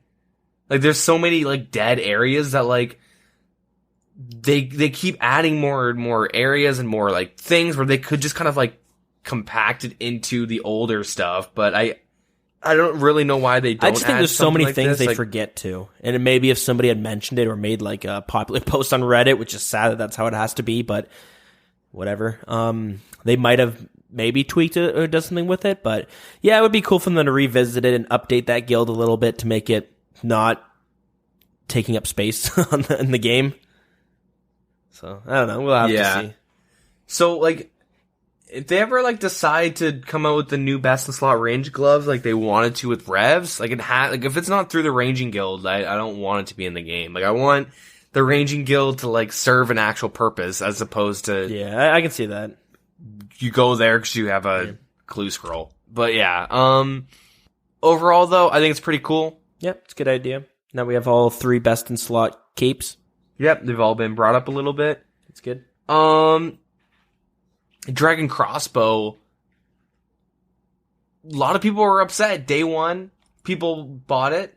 Very excited. They're like, oh, nice, let's use it. People went PKing with it, PVMing with it, and they're like, oh, it's not that much of an upgrade. Yeah. Well, I mean... What the hell, Jagex? The thing is, though, it's a dragon piece. People tend to forget that dragon doesn't always serve the best in slot for things. It's usually mid-level gear. You know what I mean? Yeah. Yeah, like Barrows is better than Dragon. You know what I mean? Like, yeah, exactly. Eventually, I think we're going to see it's going to go like kind of this tier. It's going to go Rune Crossbow, Dragon Crossbow, and then Armadyl Crossbow, which we do kind of see it right now. People who can't afford the Armadyl Crossbow, they can buy the Dragon Crossbow. You know what I mean? Yeah. Which is... Yeah, and... that maybe that's how it should be, because Dragon is very really iconic, but I don't think it should be the best in slot, because it's just... The way they have it is like there's other things that are better, but it's still... It's a great mid-level gear. Yep. So keep it in tune with that. Yeah, I think a lot of people... This is the thing. I think a lot of people are so used to how good the blowpipe is, and then like, oh, Dragon Cross, it's a new range item, it's gotta be better than the blowpipe, and then it's like, oh, blowpipe's still the best. What the hell, Jagex? Yeah, exactly. Where like, if the Dragon Crossbow was more DPS than a blowpipe, it would be way too good. Like, oh yeah, they've talked about it. Where like, I think it was ModMac K or I can't remember. One of the QAs, the question was, is there an item that is just too strong and it makes coming out with new items hard? And somebody said the blowpipe. They overtuned it when it was released, and it makes coming out with new, better items pretty tough because the blowpipe's such a good item. Yeah, I mean, Nerf that shit. Yeah, I don't know. After I get 99 range. But, yeah, and then Dragon Bolts, we kind of already gave our 2 cents on that. Yeah, exactly. I think they're pretty cool. Cool new I'm item. not too sure what type of a max, like, I don't know how much of a max hit it actually adds, but enough that I've heard no complaints, and I've heard people just say it's pretty cool. Yep. Just to wait for it to kind of drop down in price to be more commonplace in certain things. Yeah, so the Dragon Kite Shield, what do you think about that? Pretty cool. I would say you can kind of loop both the kite shield and the plate body together. It is kind of following suit as a Dragon Full helmet, where it's super expensive, but you're going to be seeing it used more as a fashionscape item. Yeah. Which it's like I'm a detector okay with. to see who bought bonds or not, who's bought their gear with bonds. Yeah, sort of, yeah. And like you're finally going to be seeing somebody rocking that with the Dragon Warhammer who's going to be trying to scam money at the GE now, so that's always a good. Yeah. They're either bought bonds or scamming. Actually, usually those two go hand in hand, don't they? The Yeah, I bond think buyers so. are the ones who are going to be scamming. But anyways, it does look pretty badass. It looks really cool. The full set together looks awesome. They And- don't have ornate though, do they? Did they come out with ornate Nope. kits? I don't. Not yet, at least. So we'll have to Which wait and is- see about that. I do find maybe they're gonna wait for it to like hit a low point in the pricing, and then they're gonna come out with them. Yeah, I think it's just too much to bring that plus the new ornate and stuff. But I'm sure we'll be seeing that in the future. But it all looks pretty good. Yeah, defensive wise, I actually don't know how useful the stats are because I say it all the time. Just fucking hit 40 defense, get a fighter torso, stick with that until you can get like Torag and then that's like a BCP. Same with the dragon chain body. You know what I mean? It's a very cool looking item, but it's not. It's more. Of a I will fashion never go. Yeah, it's a good idea to buy that. I'll never say that. Mm-hmm. But that's just me. So superior anti-fire potions. I've heard some flack about this. Yeah, it kind of makes sense though. I mean, it seemed like a good idea on paper, but then it came out and it brings a whole lot of problems with it, sort of. For the most part beforehand, you had to bring your anti-fire potion and then an anti-fire shield to completely negate the damage. Yep. Now you can just bring this potion, and again, it makes it so you can just blow pipe a ton of more things. Yep. KBD. Yeah, exactly. And it's kind of I don't know how I feel about it. Sure, it's only 2 minutes, but this kind of caused some of the problems with Vorkath, is that people could use that hand in hand with the blowpipe, and it was just tackling the kills way too fast. There was some debate beforehand on whether these items should be tradable or untradeable. And I kind of agree in the fact that maybe they should have been untradeable, because then it's kind of like the granite dust with gargoyle, the gargoyle boss, where like even when the items drop and the loot's not very good from it, you'll still have people grinding it out just for those specific items. I don't know, but like it just, from now on, when they bring out, if they ever do bring out more dragons or dragon bosses, they're gonna have to tune them around this potion. Mm-hmm. Which we see that being a problem with like Dragon Warhammer being released. It's a great item, but you're having to see tons of bosses getting worked around that item so that people can't just spam blast Dragon Warhammer specs and making the boss easy peasy. Yeah. So I was always like, at first I was like, oh yeah, this item's kind of cool. And then I ended up voting like maybe, or not the maybe, out? but opting out, sorry. Because I knew there was going to be an issue. I just didn't know what. And I just didn't even think about using it and then a blowpipe. You know what I mean? Yeah. It makes me wonder, didn't some of like the streamers playtest the boss? Yeah. And the dragons? Like, Wooks was there. How did he not figure this out? Or did he figure it out and just wait until day one? Because he broke Vorkath within 30 minutes of like fighting him. Yeah, see, that's the thing when you have these like beta tests or whatever to certain people, is that you might find some people finding bugs, and then they just kind of keep quiet about it, sort of, so that they can like, they're like, okay, now I know I can do this on day one. Yeah, now, I don't know if there's like his intentions were to like, okay, I should report this or not, but well, if you're beta testing, you're there to tell Jagex what issues are coming up. But I just don't know if when you're doing this with the superior anti-fires, you're going to be like, oh yeah, this is going to be a problem, or if you're just going to be like, well, if you're Wooks, right? Yeah.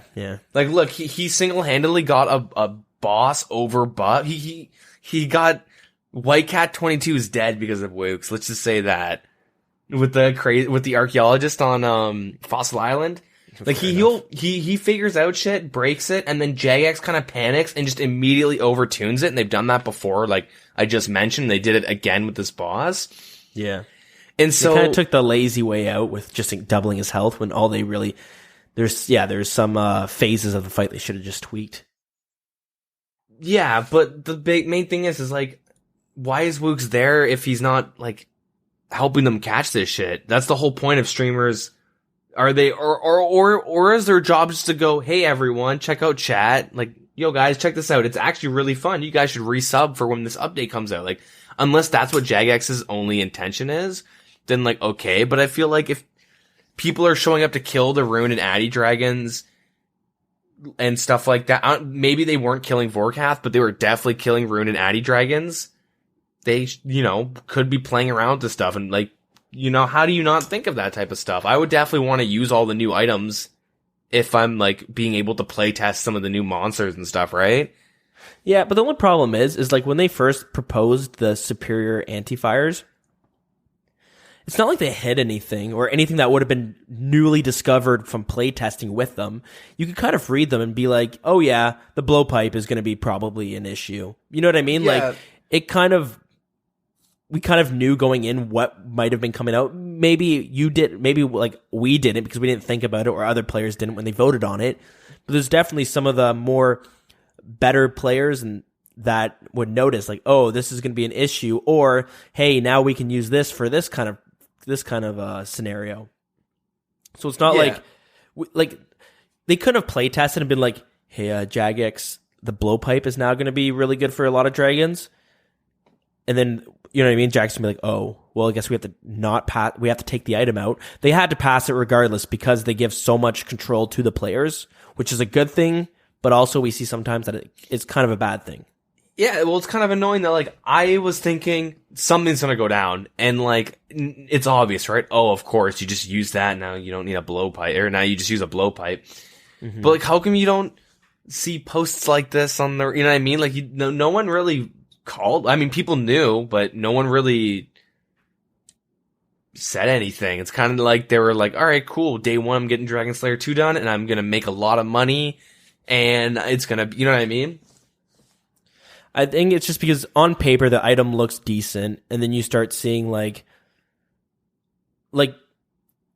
the blowpipe is very strong, and we're not saying that it shouldn't be a best in slot item, but it's so strong for so many different things that like, yeah, giving it more reasons, makes people be like, oh yeah, I guess the best in slot is the blowpipe again. Yeah. Which it's kind of like a hindsight, you know what I mean? Like hindsight 2020, just kind of, you don't think of these things. And then even still, how big of a problem is it? It's not really that much of a problem, except if you're kind of sick and tired of seeing the blowpipe for everything. Yeah, I think a lot of people are upset, mainly because they bought a Dragon Hunter crossbow, but they're upset that the blowpipe is better than that on Vorkath, which is like the dragon to kill, right? Mm-hmm. And since you bring up the Dragon crossbow, I should mention that they do want to buff it. They want to tweak it to make it an actual Dragon Hunter crossbow, a crossbow that's meant for hunting dragons, not like, you know what I mean? Because even with the Revenants, the Dragon Hunter crossbow isn't what people bring, it's the blowpipe. Yep. So, yeah, there's that. But yeah, some issues there. I got some interesting things to talk about with the Superior Bones, though. Yeah, so let's, I think that's our last item we talk about. Yeah, it is. Yeah, so we'll talk about the bones now. So if you're kind of watching some of the streamers and stuff doing Vorkath and stuff day one, you'll notice that like some interesting things kind of came with the bones. They for you cryptocurrency fans out there, you might see some common trends with this item. So Mod Lottie also posted a little graph of the prices of these items. But again, if you're watching the streamers, you saw them kind of firsthand as well. So when they first got released, they were selling for about 15 to 20k each. And then probably when some of the streamers started killing the boss, they spiked to about 100k. And then within 5 to 10 minutes, they spiked to 1 mil. 10 minutes after that, they spiked from 1 mil to 1.5 mil for one bone. And then you would see like a streamer would kill the boss, sell the first set of bones for 100k. Wow, this is some decent cash. Then they would go back, kill the boss again, put it up for 100k, and boom, it would sell for 1 mil. And you're like, whoa, what the fuck? So you saw that happen. Then it instantly, basically 5-10 minutes after that, it dropped down to about 100k again. And then it spiked back up to 800k. But anyways, it ended up spiking up and around in the course of like 2 hours maybe, where it finally settled in at around 20k.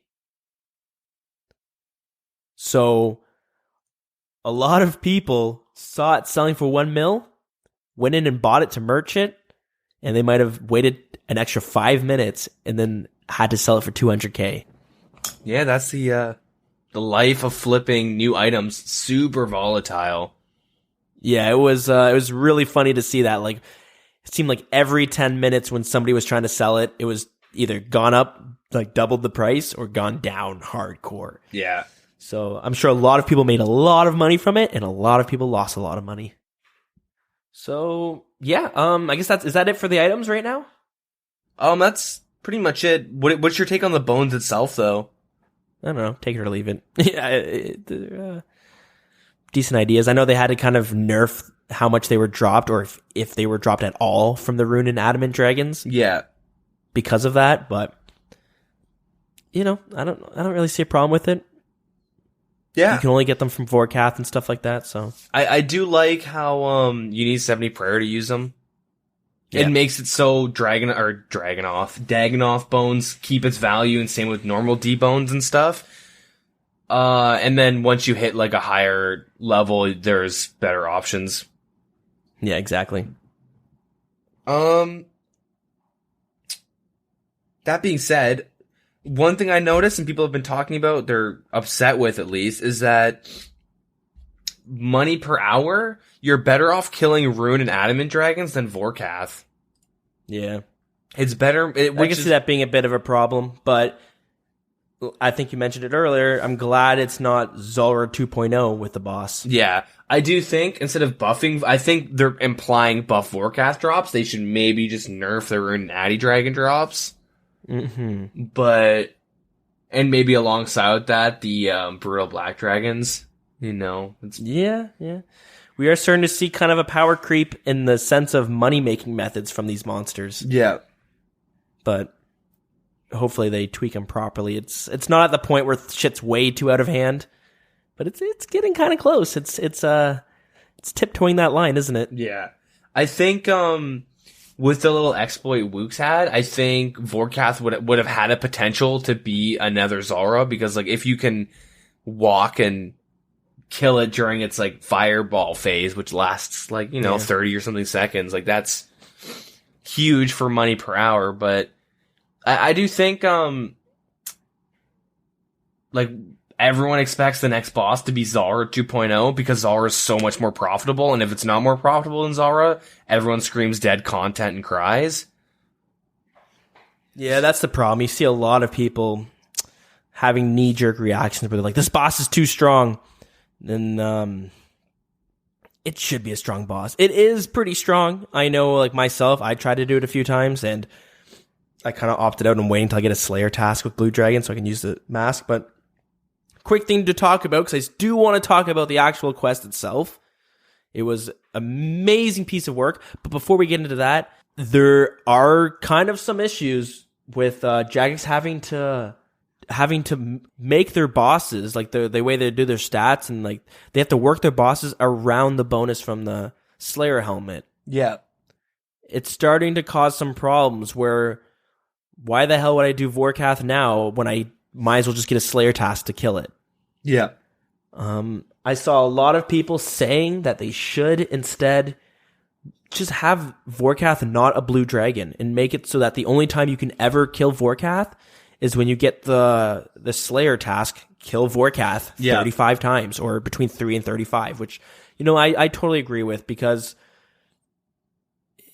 a lot of people are about all the efficiency, and I sometimes get caught up in that. And I know myself with this boss, I did it a few times, and then it was pretty strong and stuff. And I was like, you know what?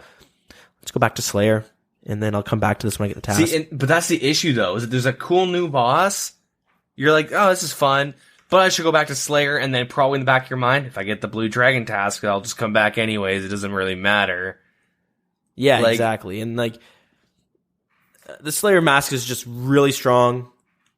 Gives you some nice buffs, which I'm not saying that's bad in itself, but when you're starting to see that every boss that comes out is going to be kind of I'm not saying they're tuned to work against the Slayer mask, but a lot of the times you're just like, well, why would I fight it with a Serp helmet when I could just wait for a Slayer task and come back and I could be able to kill it 10 times easier? Yeah, exactly. Because the Slayer helm is absolutely broken. I have no issues admitting that. It is so overpowered, but yeah, I don't really think it should be a blue dragon. Blue dragons were just one of those tasks that, if you're hurting on cash, you'll do it and, pick up the bones and maybe the hides as well. Or it was amazing for lower levels, too. Yeah. Or you just skip it, right?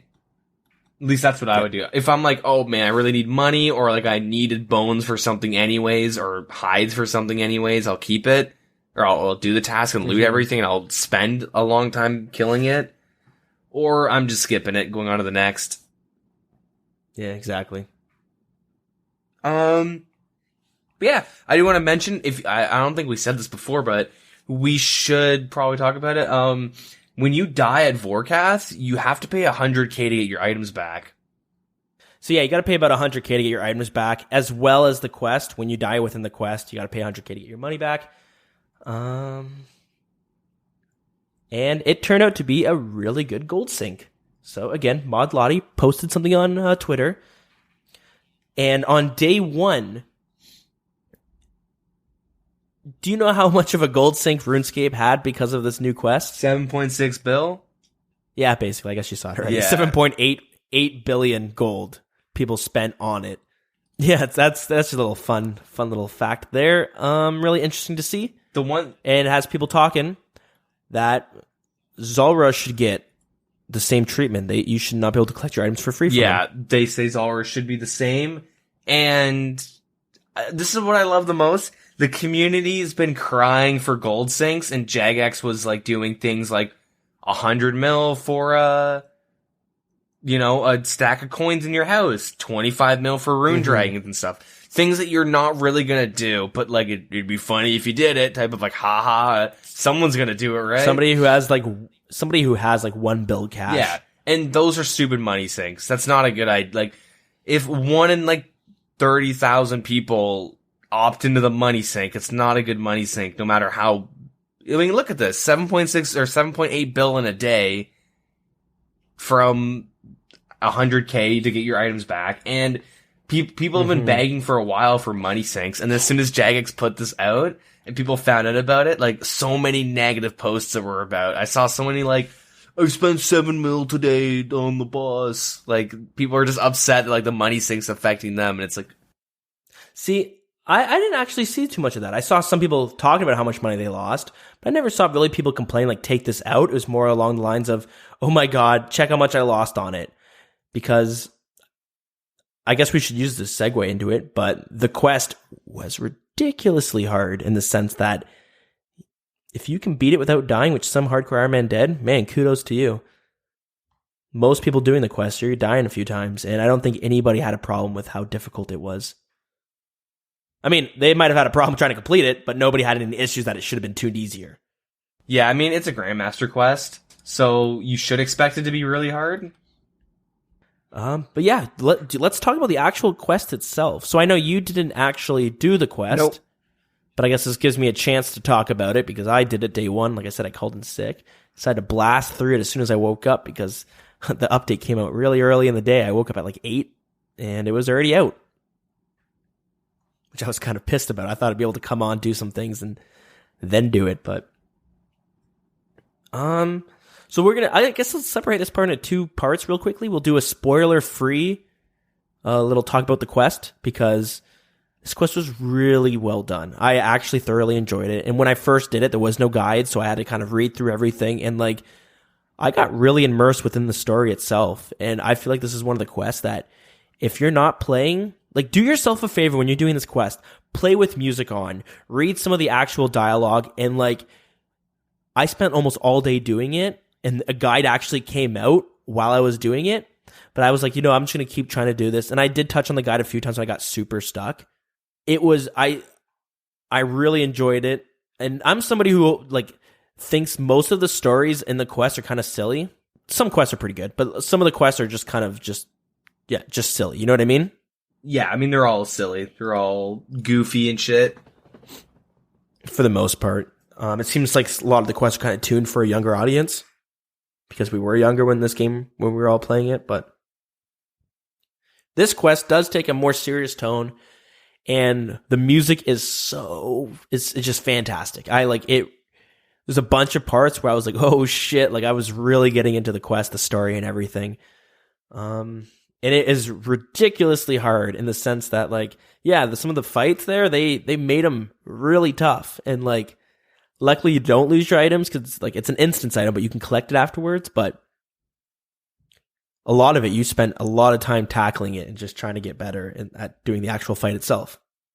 So yeah, if you want to do this like firsthand, which I do recommend, like beating the quest without any spoilers, maybe skip ahead 10 minutes of this podcast, so that you can kind of miss out on some of the parts that happen within it, or some of the boss fights and stuff like that. Because as I mentioned, it's really an actually good story. Like I was surprised how much I got into it. So yeah, skip ahead 10 minutes from this point.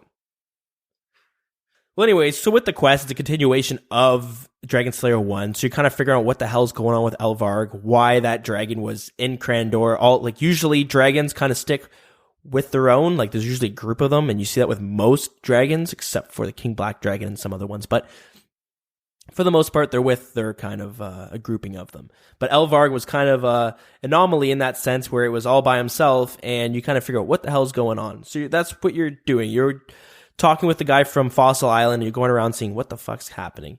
So a lot of exploring and stuff like that. There are some pretty difficult puzzles. And when I had done it, I didn't want to check the guide because I wanted to try to figure it out on my own. And the first puzzle took me a long ass time, but it is available on the world map if you don't want to use a guide.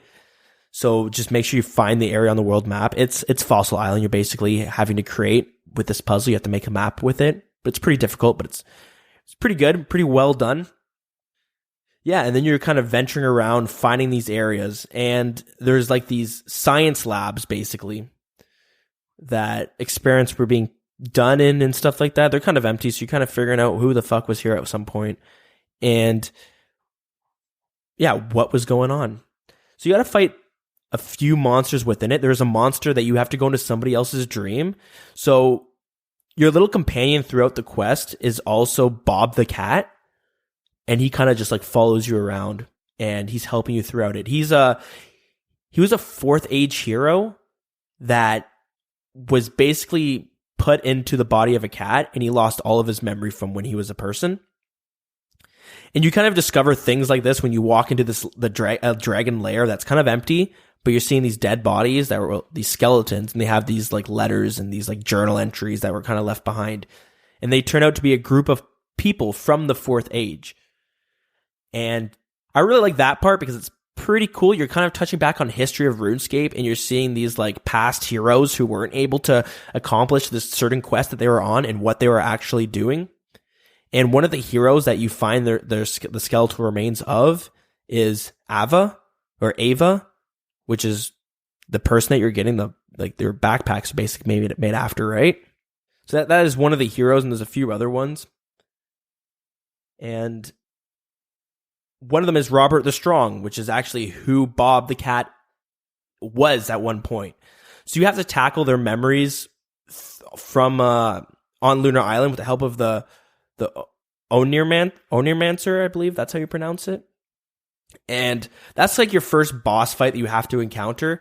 It's not too hard, but it's pretty difficult. The guy can hit like 40s sometimes, and he disables your prayers during it.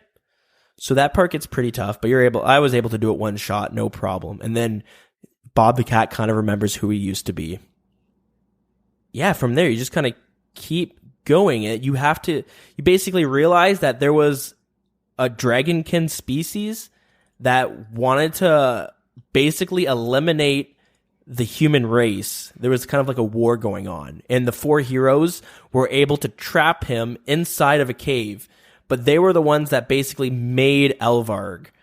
He was sent on to Crandor that was basically his little nesting area, but he was meant for something to attack the human race at some point. But you find out he's kind of a failed experiment. He was kind of like just a shitty version of what they wanted. So yeah, the 4 heroes were able to lock up the dragonkin into this chamber, which you're spent a large portion kind of running around gathering 4 parts of a key, similar to Desert Treasure when you're trying to get the gems. You remember that part of that quest? Yeah, so you're having to do that, and then you get the 4 parts of this key, and you get one of the keys from Vorkath, which is an easier version of the Vorkath you fight afterwards, but you have to fight him the first time, which was actually kind of difficult. I died twice while trying to do it, because he is pretty strong still.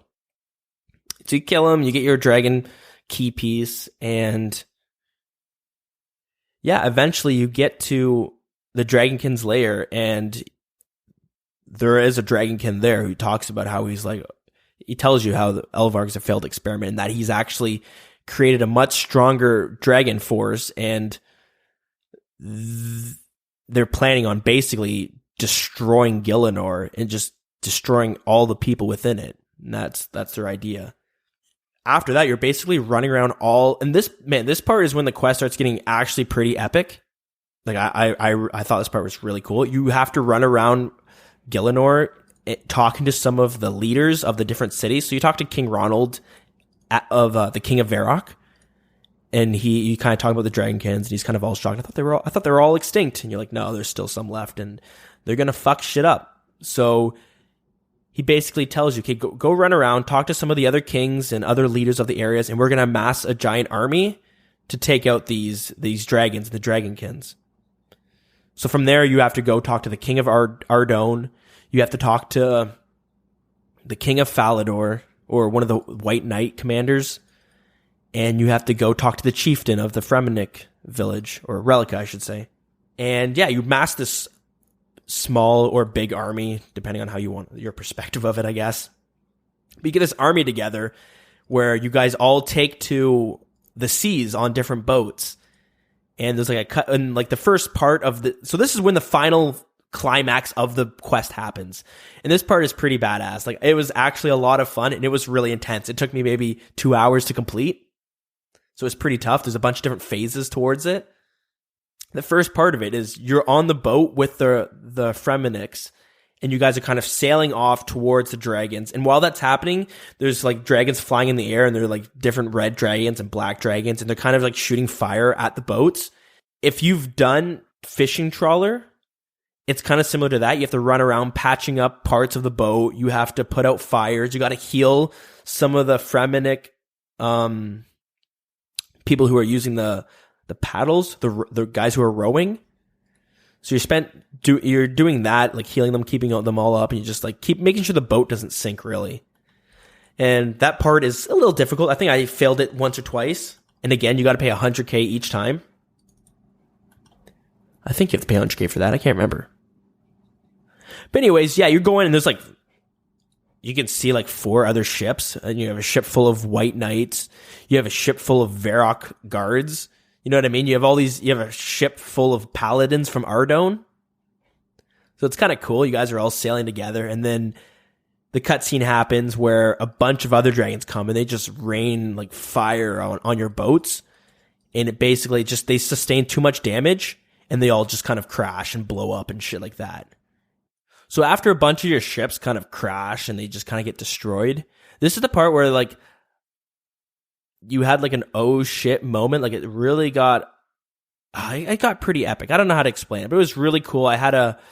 You have a moment where you're just like, damn, this part's sick. So after that all crashes, and this is why I recommend playing with your music on, because you're having to kind of do this agility part where you have to run through the rubble and the wreckage of the ships. You have to jump across different planks of wood, climb different parts of the boat, and you kind of move on. And as you're going through it, you're seeing the remains of the other ships, and you're seeing a bunch of dead soldiers, whether they're White Knights or Paladins from Ardone or some of the Fremennik Vikings and stuff like that. And you see a lot of them just kind of dead on the boats. And while you're going through the boats, you're kind of seeing a lot of iconic characters of RuneScape taking on dragons, and they just kind of say, move along, we got this, just keep going on. And you see like the wise old man. You see one of the named knights in Ardone, I can't remember her name, but you see like a lot of characters you've seen before, tons of them, like different dwarves and shit like that. It's really cool. But as you're traversing through this part and you're having to like dodge different dragons and climb through it, the song that starts playing is Scape Main, which is the song it's the login screen's music, and it's also the music we play at the beginning of this podcast. But when that part kicks in, like I really had this moment where I was like, shit, you just feel heroic as shit. Like and I've seen it mentioned on the subreddit. A lot of people were like, it brought a tear to their eye and stuff like that. You're like, oh fuck, this is like the first song we all ever heard and shit like that. But not to get cheesy, but it was badass. I really thought it was a sick choice of music to put in. And then after that, you finally get to the last ship. It's like the main big boat, and you have to basically fight one of every single dragon. It starts off at green and it kind of goes through, red dragons, black dragons, and it goes to the metal dragons you got to fight, all the way up to a rune dragon. But while you're doing this, you are getting the help of some of the prestigious characters, like the wise old man and a few other ones that are helping you fight them while this is going on. But also on the other end, you have the Dragonkin, who was able to, he created basically the monster that they were hoping Elvarg was going to be, but it's this like red dragon, and he's basically, while you're fighting these dragons, he's shooting these fireballs down, and you have to move from the spot it's going to fall, or else it will one hit you every single time. It does max damage. So you're having to do that while you're killing the dragons. And then once you go through and kill all of the dragons of each type, you got to fight the boss itself. So luckily, with each section, whether you're doing the rowing, the actual boat part at the beginning, you're traveling through the agility, whatever it is, you're fighting the dragons. When you die during it, it kind of puts a check mark, checkpoint within the quest that you can kind of do it yourself. So when you come back to do it, you're able to start from there again. But the last boss itself is super hard. I died from this boss itself 8 different times, which cost me 800k. But there's a couple phases towards it. So most people are doing ranged, and I would probably recommend it. Bring ruby bolts and diamond bolts. I brought ruby for basically most of the fight until he was down to like a quarter health, and then I would switch, because the guy has 1500 health. A lot of times you're able to hit like 100 off of him. But he does a bunch of different moves where like he'll rain down that giant fire attack, where if you don't miss it, you'll get one shot. He shoots these like fire bombs almost along the ship, and they're on the outer rim, so you got to stay in the middle, but if you're close to it, they'll explode and hit you for like 70s. He has a move where he disables your prayers. He has a move where it's going to hit you regardless, and and he also has another move where he's going to drain the energy from you. So you're having to walk around. There's a lot of times you need to run too, so bring some extra stamina potions. And there's a few phases. Once you get him down to a certain amount of health, he tackles one side of the board, of the boat, I should say. And his moves kind of change up again. He loses some, but gains another few. But one of them that you'll start seeing is he'll shoot a line of waves, basically, across the boat. And they're going to move from one end to another. And there's only going to be one tile open that doesn't have this wave. And you have to get to that opening, or else when it hits you, it's going to do max damage and one hit you. And the problem is sometimes he combos you with doing that while doing the fire spell. So you got to get to that one tile, and then you have to move again along that line of that one tile, because the fireball is going to be coming to do damage. So that's another thing you're going to have to look out for. And the final phase, which gets pretty tough, is while he's doing that fireball thing, he's also shooting these rocks at you. And if the rocks hit you, they basically freeze you and prevent you from moving for like 5 or 10 seconds. And what kept getting me was that he would combo with the fireball. So like the fireball would hit me and I couldn't even move. So you just always have to be on the move from that one. And yeah, so you eventually have to kill him. So this is like a pretty big spoiler if you're into the story and stuff like that right here. If you're tuned in and we're still talking about it, maybe move another 5 minutes. My apologies. But there's a point where Bob the Cat's helping you with it, and he shoots a fireball at you and you dodge it. And Bob the Cat actually gets hit by it and he gets killed.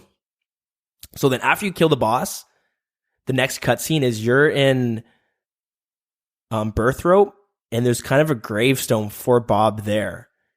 And you have, if you remember, Bob the Cat travels all throughout Gielinor.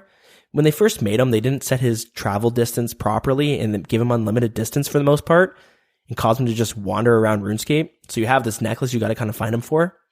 But he also has a girlfriend, another cat, like Niet, or I can't remember the name of it, but she's always following him around. It's kind of sad because afterwards, at Bob the Cat's grave, the cat's just sitting there. And if you try to talk to it, the cat's like, the cat doesn't really want to talk right now. And yeah, when you're done the quest, that's basically it. He's just, the cat just hangs out there. So it's a little sad. It was kind of a cool thing to see Bob the Cat moving around. And I've seen a lot of people on Reddit being like, there should be a quest to resurrect him because people like the little Easter egg of bumping into the cat itself. But yeah, after this quest, that doesn't happen no more. And it's, I was surprised after that. When that part happened, it kind of made me it was a little sad. I was surprised. Usually RuneScape doesn't, I don't give a shit about anything in RuneScape unless it's like skill related or drop related. But that was the one time I was like, wow, that's ooh, ouch, right in the feels. RuneScape, you don't usually make me feel things. So amazing quest. I was thoroughly excited. I mean, I was thoroughly happy doing that quest. It's pretty fun and exciting and stuff like that. It makes me want to go back and do some of the quests and kind of really read through them. I know there are some other serious quests, but for the most part, a lot of them are kind of kind of silly. Yeah, and I should also mention, midway through my little explanation of the quest there, Deagin had to drop out. He had some personal things he had to go take care of, I think, or something just came up that he had to take off real quickly. So the rest of the podcast, you guys are just stuck with me. It's a little bit different, but we'll see how it goes. We'll try it out. Maybe we'll just kick him off from now on if this goes better than usual. No, I'm just kidding.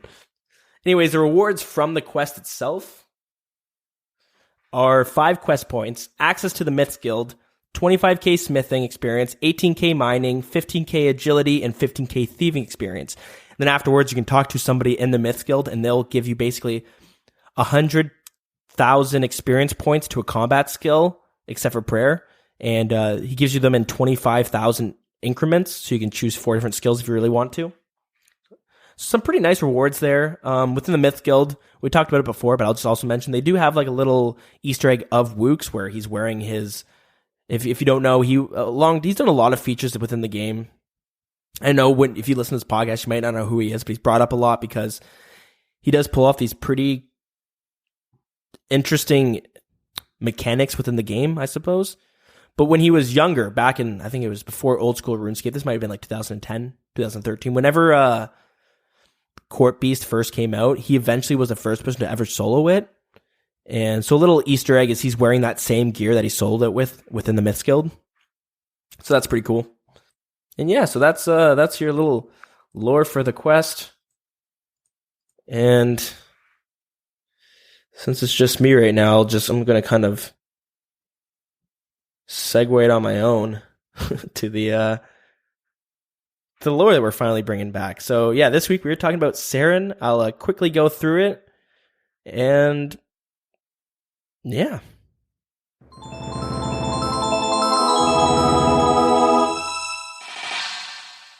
So here we are talking about lore again. So this week we were talking about the god Seren. Seren is the counterpart of Zeros. She's kind of similarly aligned with Saradomin. She's known as the Queen of Harmony. and her alignments are peace, growth, and harmony. She's the goddess that the elves all worship, and she is also one of the earliest gods to arrive onto Gielinor. She is the one who inspired the elves to build Prifddinas, which is the elves' capital, which currently we cannot access in Oldschool RuneScape. She started the formation of Prifddinas by building the Tower of Voices, which eventually became the home of the Assembly of the Elders. The elves are one of the oldest races on RuneScape, and they have seen the God Wars happen. So originally, when the elves first arrived, they came in about 8 different clans or families, and they were kind of rivalries throughout this period until Prifddinas was created. The god Seren, being able to commune through the crystal shards, or the elven crystals, which you were kind of recognize that it is used for making the crystal shield, the crystal halberd, and the crystal bow.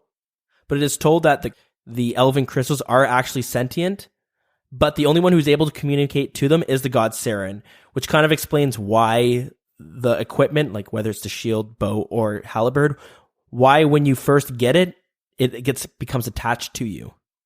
Seren gave each of the 8 families a crystal seed, which they would use to plant and later on create different towers within Prifddinas that these clans were able to kind of settle in separately.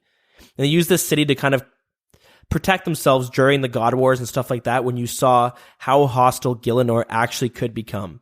And that in order for the elves to kind of prosper, they needed to align with each other, which is why Prifddinas is such a heavily guarded and fortified city that we actually can't access because of these crystals, and it gives them protection throughout it.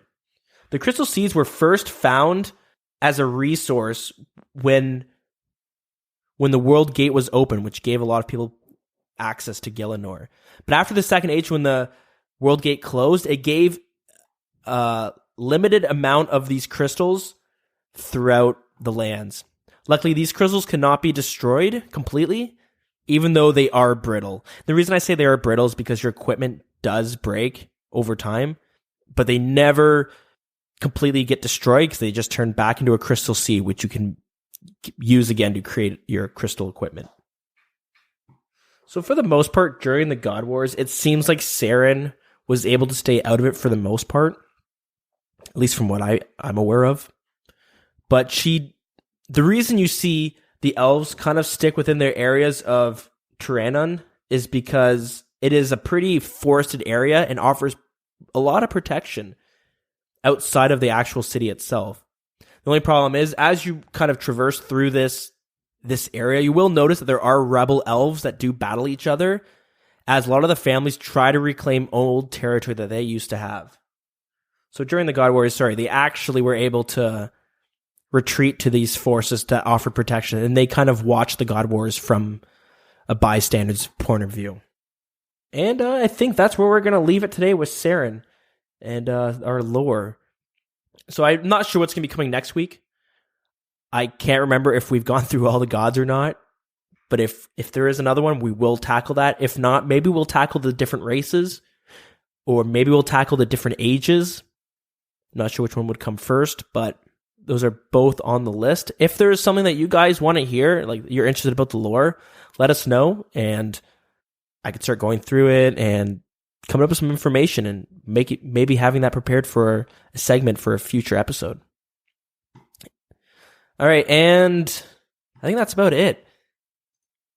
I think we're going to start wrapping this up because my voice is getting a little coarse. Like I said, I am getting over an illness, and since I'm the only one fucking here right now, I don't want at the end of the episode to happen and I'm not even able to talk anymore. So that just makes for some bad podcrafting. So last week's episode was based on the new year, looking at 2017 overall and some of the things that came with it and stuff like that. So we do have a best of 2017 polls out there right now that I have. I believe it's on Twitter, Facebook, our Discord. So we're going to leave it for about one more week. We'll talk about it next week's episode and see what you guys voted for to be the best of 13 and sometimes the worst of. So if you guys are interested, you can find them pinned on those 3 platforms, Twitter, Facebook, and Discord. If not, you could always send us an email or something, and we will get the link out to you. If you're listening on YouTube, it is in our description as well as the podcast description itself. Although I know sometimes you can't really click it to bring you to the website and stuff like that. But we also asked some of you guys what your resolutions were last week. And yeah, it's something you guys could tell us what your resolutions are. And then maybe in a year from now, if you guys are still with us, you guys are still playing and whatnot, we can see how far along you guys came. So Colorized on Discord told us this year he wants to get his Barrows gloves, all medium or hard diaries complete, his fire cape, base 60s and all skills, and pimp out his player-owned house and get rid of these cosmetics he got in his bank. It's a pretty good idea. I should do the same thing. I should get that the wardrobe and stuff set up so I can get rid of some space because my bank's always full. Para on Discord said he wants to get his quest cape, base 70s in all stats, 90 plus in range, magic, and strength, all hard diaries complete, fire cape, and a green cash stack. He also, on his baby NH Pure, he wants to finish the combat stats needed and to smite someone out. Or that's just the 1+. Illumini says on Discord, his resolution so far is to finish the contact quest without dying. So good luck there. We'll check back in a year to see how that went. And Liddy Boy says his resolution is to PK Wooks.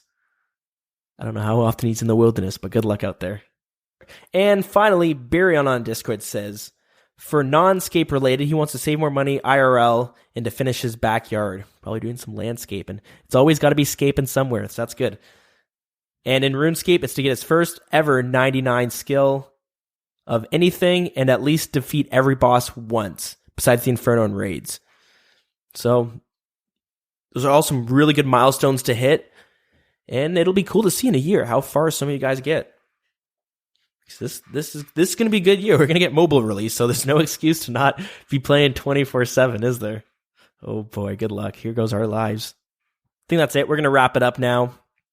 If you guys want to get in touch with us or let us know, send us feedback or ask us a question or tell us a story, whatever it is. If you're listening on YouTube, you can just say it in the comments right there.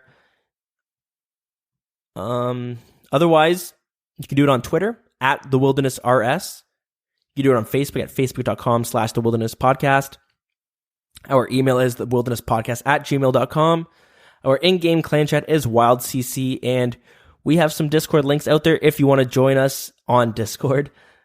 Just find them on either Twitter, Facebook, or send us a message or something like that, and we will get you a link so you guys can come and hang out.